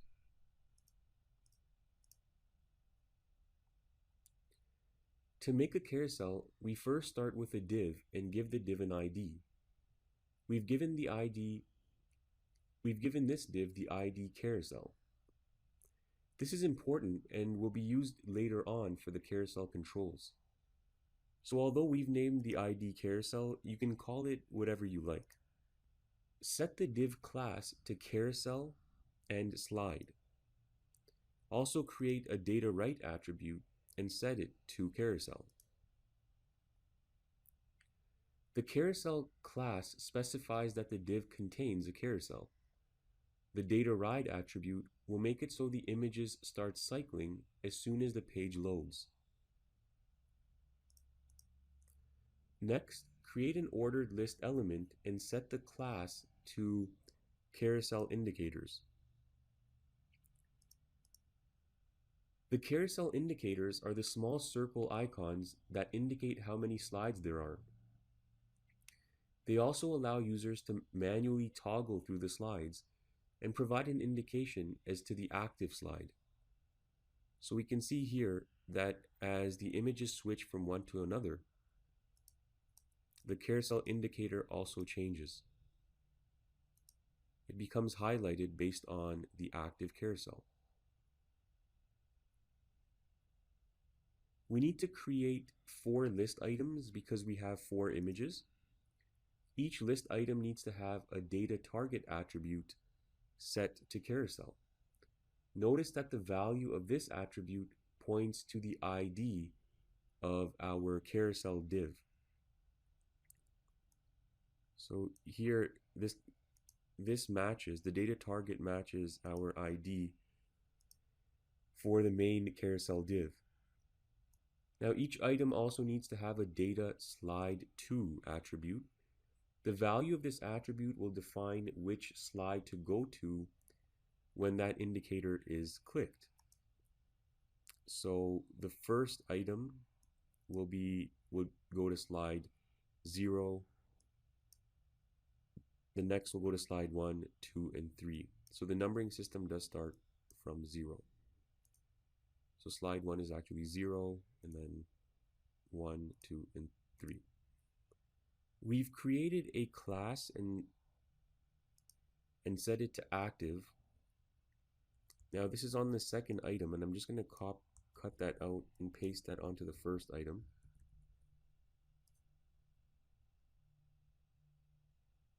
So this will highlight the first indicator because that's where the slideshow starts.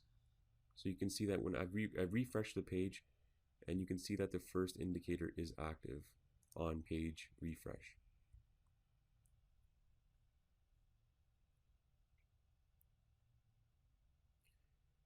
So after our ordered list, we have a wrapper for the slides.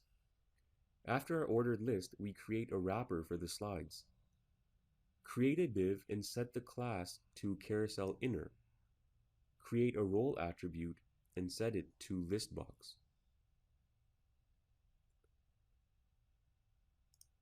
Now we can start creating the divs that will contain the images or content of this slideshow. Create a div and set 2 classes, item and active. Next, create an image element and set the source to the location of your first image.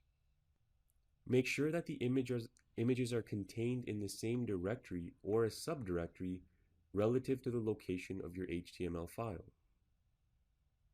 Also specify the width and height of the image. Create another div and set the class to carousel caption. Now create a heading for the title and a paragraph for the description nested within the carousel caption div. And that's it. So what we can do now is we can copy and paste this entire block of code to create the other slideshow content.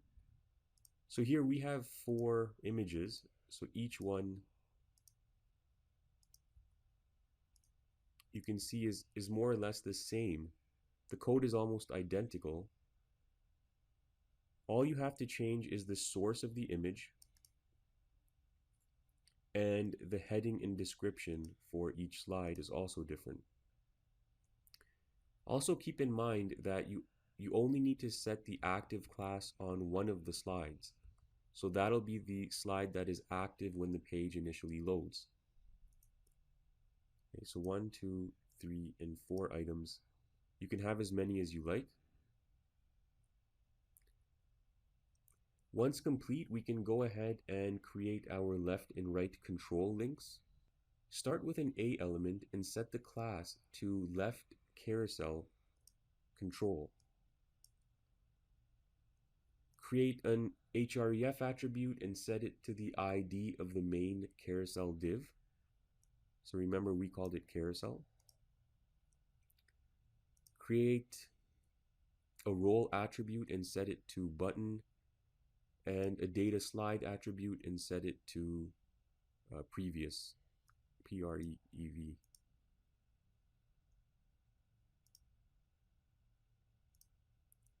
Now to create the arrow icon, create a span and set the class to glyphicon chevron left, and that's what's going to give us this little icon here. And create an area hidden attribute and set it to true. Now for the right side arrow, you can basically copy and paste this block of code. All you have to change is, instead of a left class, set it to right. Instead of previous, set it to next for the data slide attribute. Change glyphicon chevron left to glyphicon chevron right. And that's it. Now there's just one more thing to do before we can test this in your browser.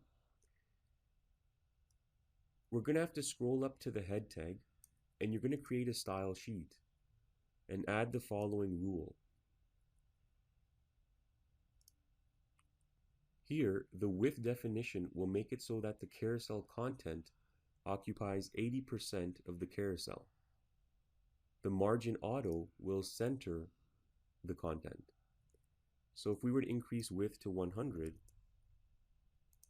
then we would have no margin on the left and right side. You can see it still works. We still see our arrows, but there's no spacing. And you can set the value from anywhere from 0 to 100%. And that's it. You can now save your file and preview it in your web browser, and your carousel should be working. The carousel is responsive, so if we were to expand the size of our web browser, the carousel expands to the size of our container. And in this case, we're using a fixed width container. So if we were to use a fluid container, it expands to the full size of the screen. The same is true if we shrink the browser. Okay, again, you can see it's fully responsive. In this lesson, we'll be creating a Bootstrap modal. A modal is a dialog box that pops up on top of the current page. The modal can contain an alert or any other type of content. This example illustrates how a modal works. When we click the Launch button, we can see the modal appears with a section for a header and some content. Another feature is that it fades out the content behind the modal. To exit the modal, we can click anywhere outside the modal or press the Close button.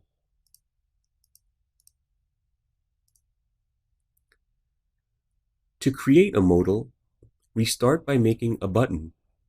The button must have a data toggle attribute set to modal. It must also have a data target attribute that points to the ID of the modal div, which we'll create in just a second. We'll be calling this modal div modal1. Now go ahead and make a div and set the class to modal and fade. Set the modal ID to the same value as in the data target attribute. So if you recall, we just named the data target attribute modal1, so set the ID to modal1. And these values are case sensitive, so make sure it's an exact match. The modal class identifies the content of a div as a modal. The fade class adds a fade transition effect when the modal is launched and closed. You can see that when we open it, it fades in and fades out.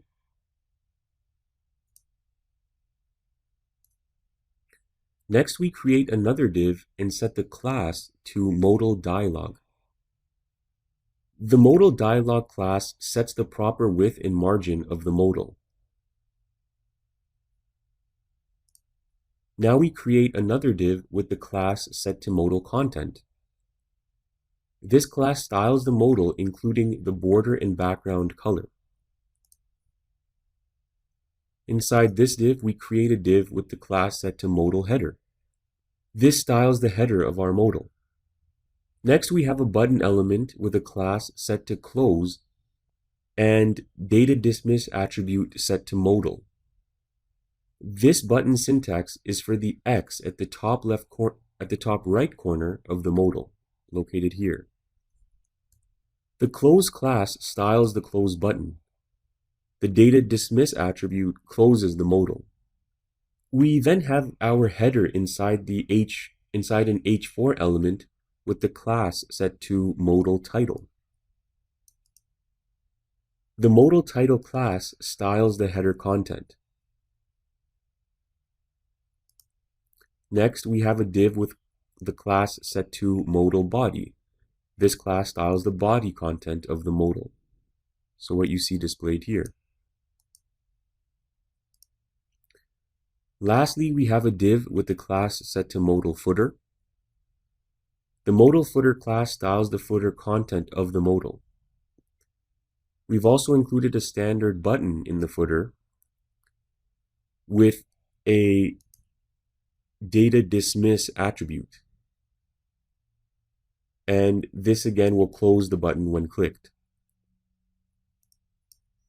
And so that's all there is to it. Once you've finished typing in your code, just save your file and refresh your browser, and your modal should work. In this lesson, we'll be creating a tooltip. A tooltip is a small pop-up box that appears over an element when a mouse pointer hovers over it. In this example, we have the word tooltip defined as a link element. When we hover our mouse over the word, a tooltip pop-up box appears. The tooltip has some text content inside of it. To create a tooltip, select or create any HTML element that you want to apply the tooltip to. In our example, we have a link element using the A tag. Next, we've applied the attribute data toggle and set it to tooltip. We've also created a data placement attribute and set it to top. The data placement attribute defines the position of the tooltip. We can set it to top, bottom, left, or right. Next, create a title attribute and insert the words that you would like displayed in your tooltip. In our case, we have the words insert tip.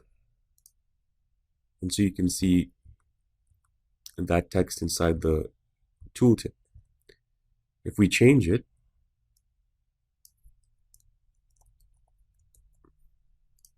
you can see it updates.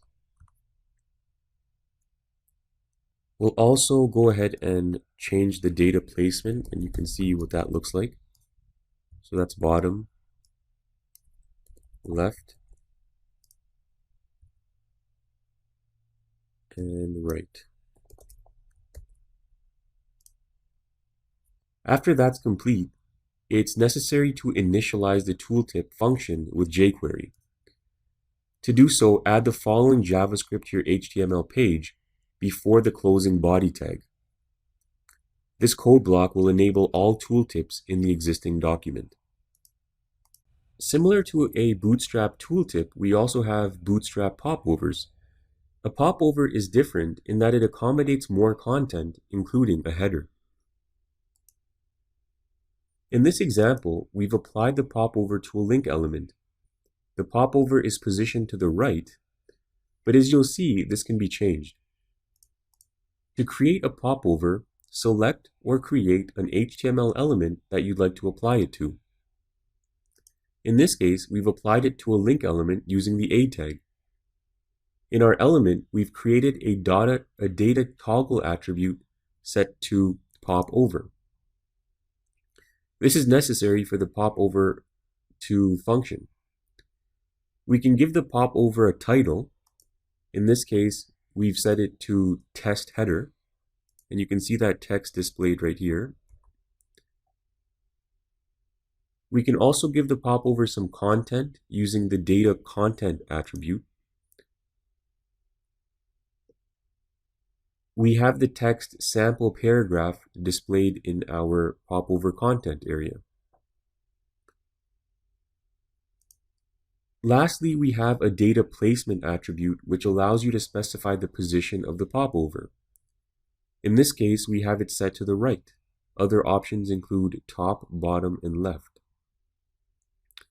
So if we change this to bottom,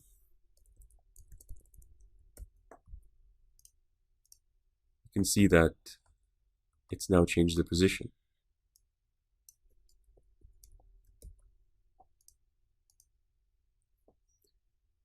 Once you've completed that portion, it's necessary to initialize the popover using jQuery. To do so, insert the following JavaScript code before the closing body tag. Now in our browser, we can see that the popover opens when we click on the link. It only closes if we click on the link again. So if we click anywhere on the page, it doesn't close. We can add the attribute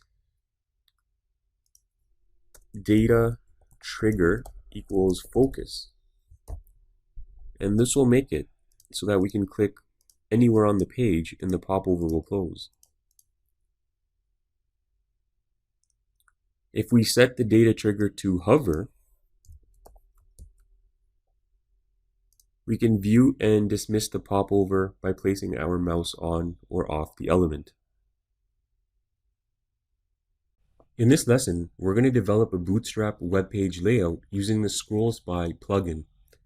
This plugin allows us to create links that link to content on the same page. As shown in this example, when we click each link, the content scrolls up to our line of view. So the content corresponding to link 1, link 2, link 3, and link 4. To create this layout, we'll be using many of the concepts we've already covered.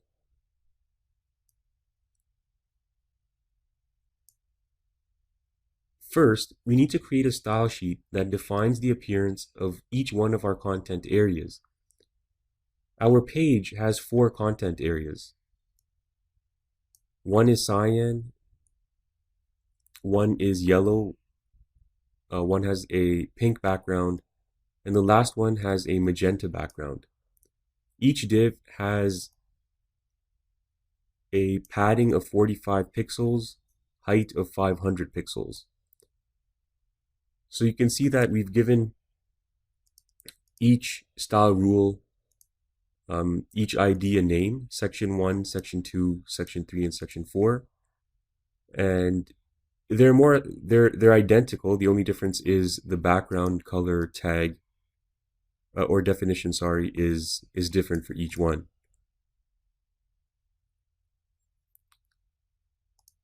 Next, in order for the Scroll Spy plugin to work, we need to add the Data Spy attribute in our body tag and set it to scroll.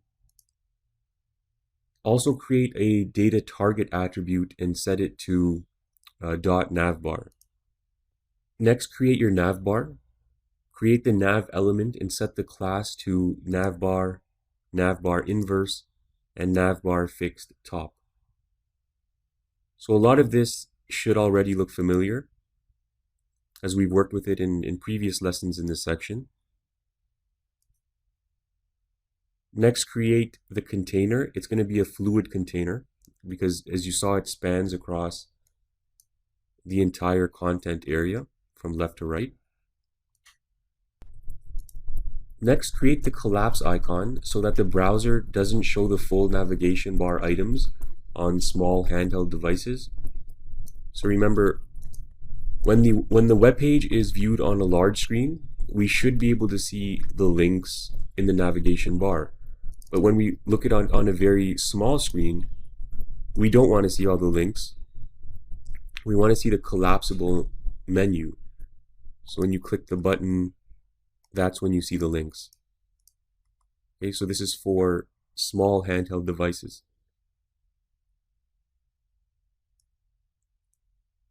This code block should look familiar as we worked with it earlier in the section. Remember that your data target will need to match the ID of the div containing the navbar links. And once you finish creating this code block, you can go ahead and create the links. Create each item in an unordered list, okay, inside this div. So you'll see that we've given it the same ID as the data target value in our button. And in this unordered list, we have all our link items. So there's 4 of them in total. Link 1, link 2, link 3, and link 4. Each link has to have an href attribute that links to the section name. We'll now go ahead and create those sections. So after your closing nav tag, create each section in a div element and make sure the ID matches the appropriate link. So for example, link 1, we gave it the href, or we gave it the link section 1. So make sure that your ID is correctly attached to that first link. This is the first section, so section 1. Also make sure to set the div class to container fluid, so the div spans the entire viewport.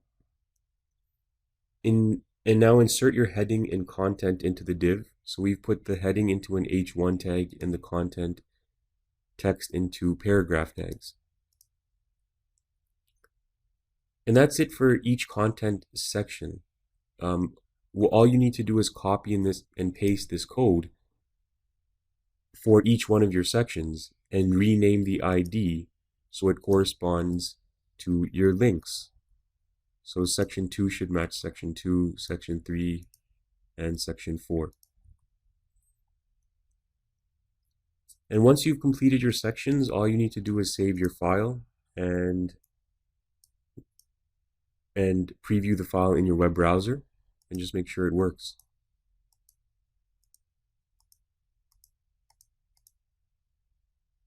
Now that we have an understanding of the different Bootstrap components and basic layouts, we can take a look at popular Bootstrap themes and how they were developed. One of the best things about Bootstrap is that it's open source. This means you have access to thousands of templates and themes, so it saves you time from having to code them from scratch. Remember, you can always build on and customize the themes that are available. A great resource for themes is startbootstrap.com. If we click the Browse Themes and Templates button, you'll see that they have several different themes to choose from. Most of them are free to use for commercial and personal use. In this lesson, we'll take a look at the Freelancer theme. We'll see how it was developed. To download it, click the Preview and Download button, and then click the Download button. Save the file onto your desktop.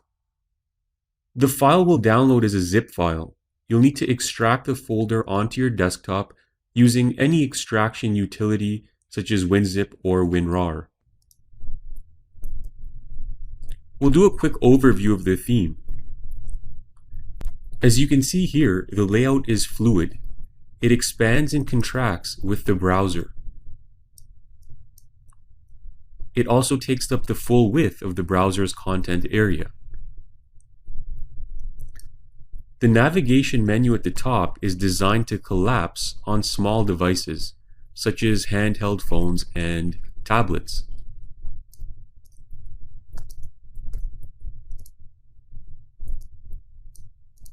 Each navigation button will pull up a different section of the page.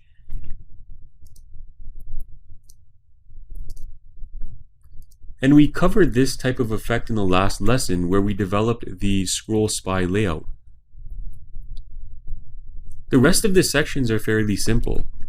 Below the navigation, we have a header with some content, just some text and an image. Below that, we have the portfolio section, which consists of 3 images. When each image is clicked, it launches a modal with some more information corresponding to the item that was clicked. We can exit the modal to get back to the main page. The About section contains a row with some content and a button. And the Contact section has some text content as well as a form using Bootstrap form components.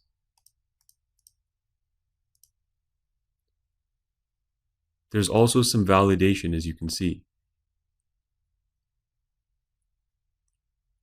Lastly, we have a footer that contains the location of the business, some social media buttons, and a snippet of text. We also have a row that contains some copyright text as well. And that's the entire theme in a nutshell. So in the next lesson, we'll take a look at the code that went into building this. Once you have the Freelancer theme downloaded and extracted, your folder will contain several files. Most Bootstrap themes and web pages are organized in this way. First, we have a folder that contains the CSS files used for the layout. This includes the essential bootstrap.css file, the bootstrap.min.css file, and also a custom CSS file specifically for this theme called freelancer.css. The next 2 folders, Font Awesome and Fonts, include the CSS and font files used for the theme. You can leave those as is. The Image folder contains the images used for the theme. The JS folder contains all the JavaScript files used for Bootstrap and also the jQuery library. Remember that many of the functions in Bootstrap themes are coded in JavaScript and called from the jQuery library.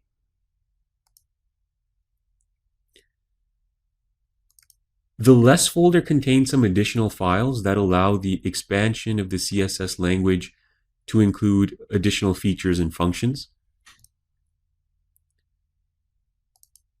The Mail folder includes a PHP script that you can use to process your form data. Don't worry about this for now. You'll learn about form processing in the PHP section of this course if you're taking it as part of the Web Development Masterclass. And lastly, we have the index file. This is the main web page. So I'll go ahead and open that in my web browser. And we went over this in the beginning of this project. So this is just a file that we'll be exploring. You can go ahead and open this file in your text editor. And in the next lesson, we'll start taking a look at the code. In this lesson, we'll explore how this theme was developed. Once you understand how all the components come together, you'll easily see why Bootstrap has become so popular with developers. In our HTML document, inside the head tag, we can see that the HTML code starts with defining the character set, UTF-8, and the viewport. Remember that setting the viewport is important to keep the page responsive on all mobile devices. Underneath the title, we also have several links to external files that are needed for the layout. This includes the bootstrap.min.css style sheet, and also the custom freelancer.css style sheet, which is specific to this theme. The next block of code sets links to fonts that are used in this theme. So the font-awesome.min.css style sheet, and also certain fonts taken from the Google API. So there's 2 links to that. And so that's it for the inclusions. Most of this will look very familiar as we've worked with it quite a few times now. Inside the body tag, we start with the navigation elements. So this top navigation bar here that contains our buttons. The nav element uses the 3 classes we took a look at earlier: navbar, navbar default, and navbar fixed top. These ensure that the navbar stays fixed at the top even when the user scrolls down the page. The navigation elements are all contained within a container div. The first code block, starting with this div, is used to collapse the navbar for smaller screens. So remember, when we shrink the size of the browser, it collapses the navbar. So you can see that the navbar toggle class was used. The data toggle attribute is set to collapse. You can also see the different span classes that define each icon bar inside this little button here. The second block of code inside this div contains each one of these buttons, and they're structured inside an unordered list with a navbar right class, and that's why they'll stick to the right. Each individual button is contained within a list item, and each list item has an A attribute, a link attribute, set to a different value. The A attribute is set to the named anchor corresponding to the content that matches the button. So, the portfolio goes to the portfolio section, about goes to about, and so on. So that's why we see the number sign in front of the portfolio, about, and contact links. And you can see that the page is very well organized and well commented as well, which is common with Bootstrap themes. They also are separated in terms of sections. So for example, if we wanted to take out the entire navigation bar, we could just delete this entire block of code, and that would get rid of the navigation bar for us. So it's very easy to work with. I just undid that to bring the code back. Now next we have our header. And the header is contained within the header tags. And inside the header tags, we have a container. And inside the container, we have a row and a column. Okay, so it's a large column that spans 12 of the cells in our Bootstrap grid layout. Inside the column, we have this image, which has the image responsive class attached to it. that means the image will be responsive to any device, regardless of the screen size. We have the source of the image, and then we have a span with the start Bootstrap text. And if you're working with this theme, of course, you would change all this. You'd probably change your image source to something else. You change this text to the name of your website, perhaps, and so on. And so that's it for the header. It's fairly simple. And then we go into the portfolio section. This entire section is contained within a container div. And so we have the portfolios. First we have the section tag. Inside that we have the container. And I'd have to scroll down quite a bit just to see the closing div tag. You can see each one of these code blocks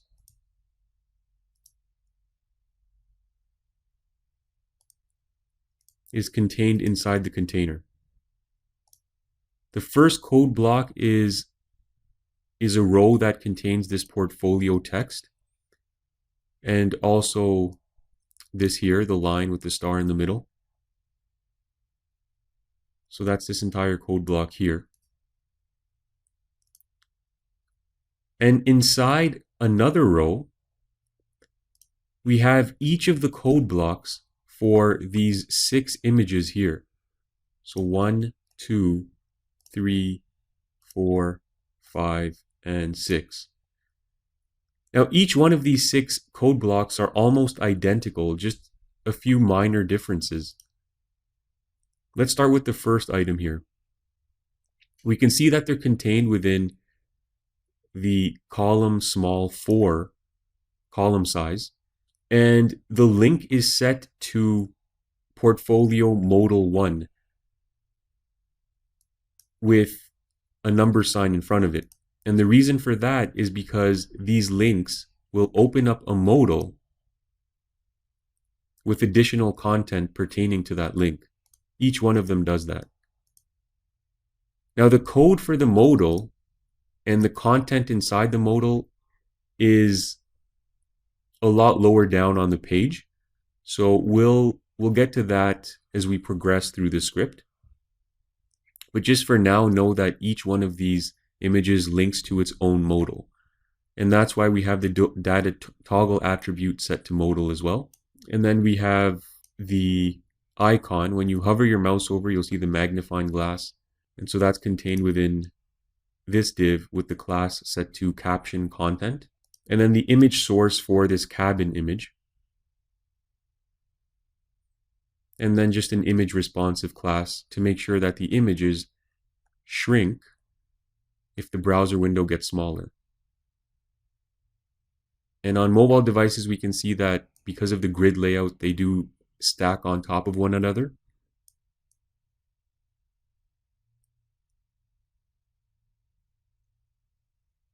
So they'll shrink to a certain point, and then they'll just stack on top of one another.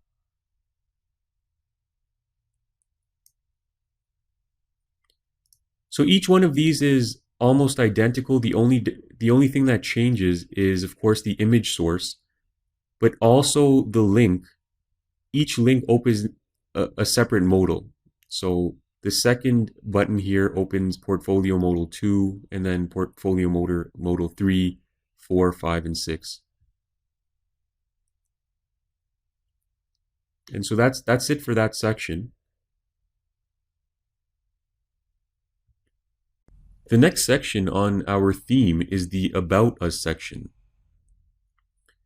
All the elements pertaining to this section are contained inside section tags and also a separate container. Inside the container, we have a row and a column that contain the About heading. Next, we have another row, and this row contains 2 blocks of code, or 3 blocks of code.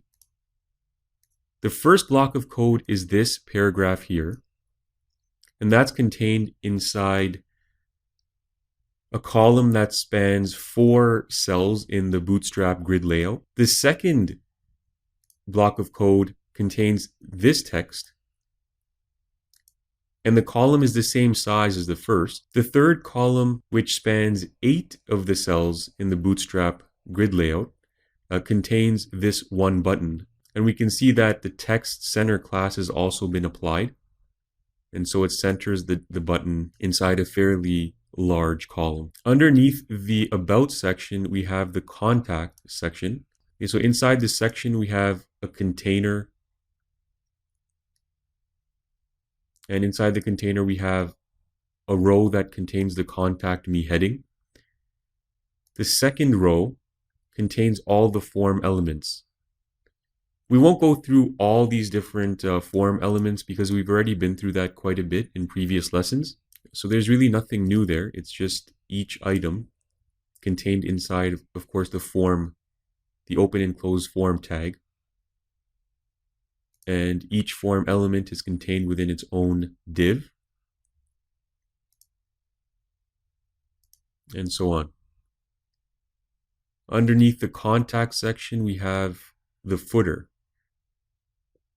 The footer is actually one of the last components of the page, and it's contained within an open and close footer tag. All the elements of the footer are contained within a separate container and also within a separate row. And then inside this row, we have 4 columns, or 3 columns rather. The first column contains the location, the second column contains the social media icons, and the third column contains just this snippet of text. And they're all designed to collapse one under the other when the browser shrinks to a certain size.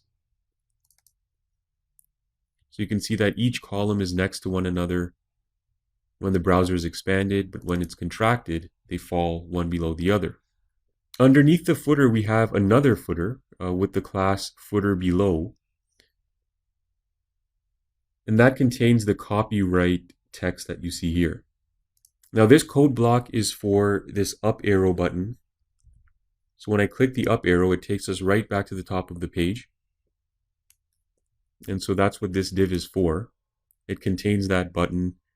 And you can see that the link on this button is set to page top. So we have a named anchor there, and that's why it knows where to go. Below that, we have the modals. So if you recall, anytime one of the images in the portfolio is clicked, it opens a modal with more information. So all the modal code blocks can be found here, and there's going to be 6 of them because there's 6 individual images, and each image opens its own separate modal with different content. It's a common practice to have the modals at the bottom of the page because the code blocks can get fairly lengthy, especially if you have a lot of content in these modals. So you can see that each modal has a modal fade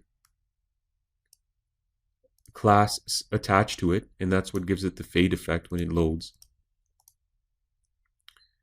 It also has an ID attribute set to portfolio modal 1. And if you remember, the link attribute on this first image was set to portfolio modal 1. And that's how the modal system works. That's how it knows to open this specific modal when this image is clicked.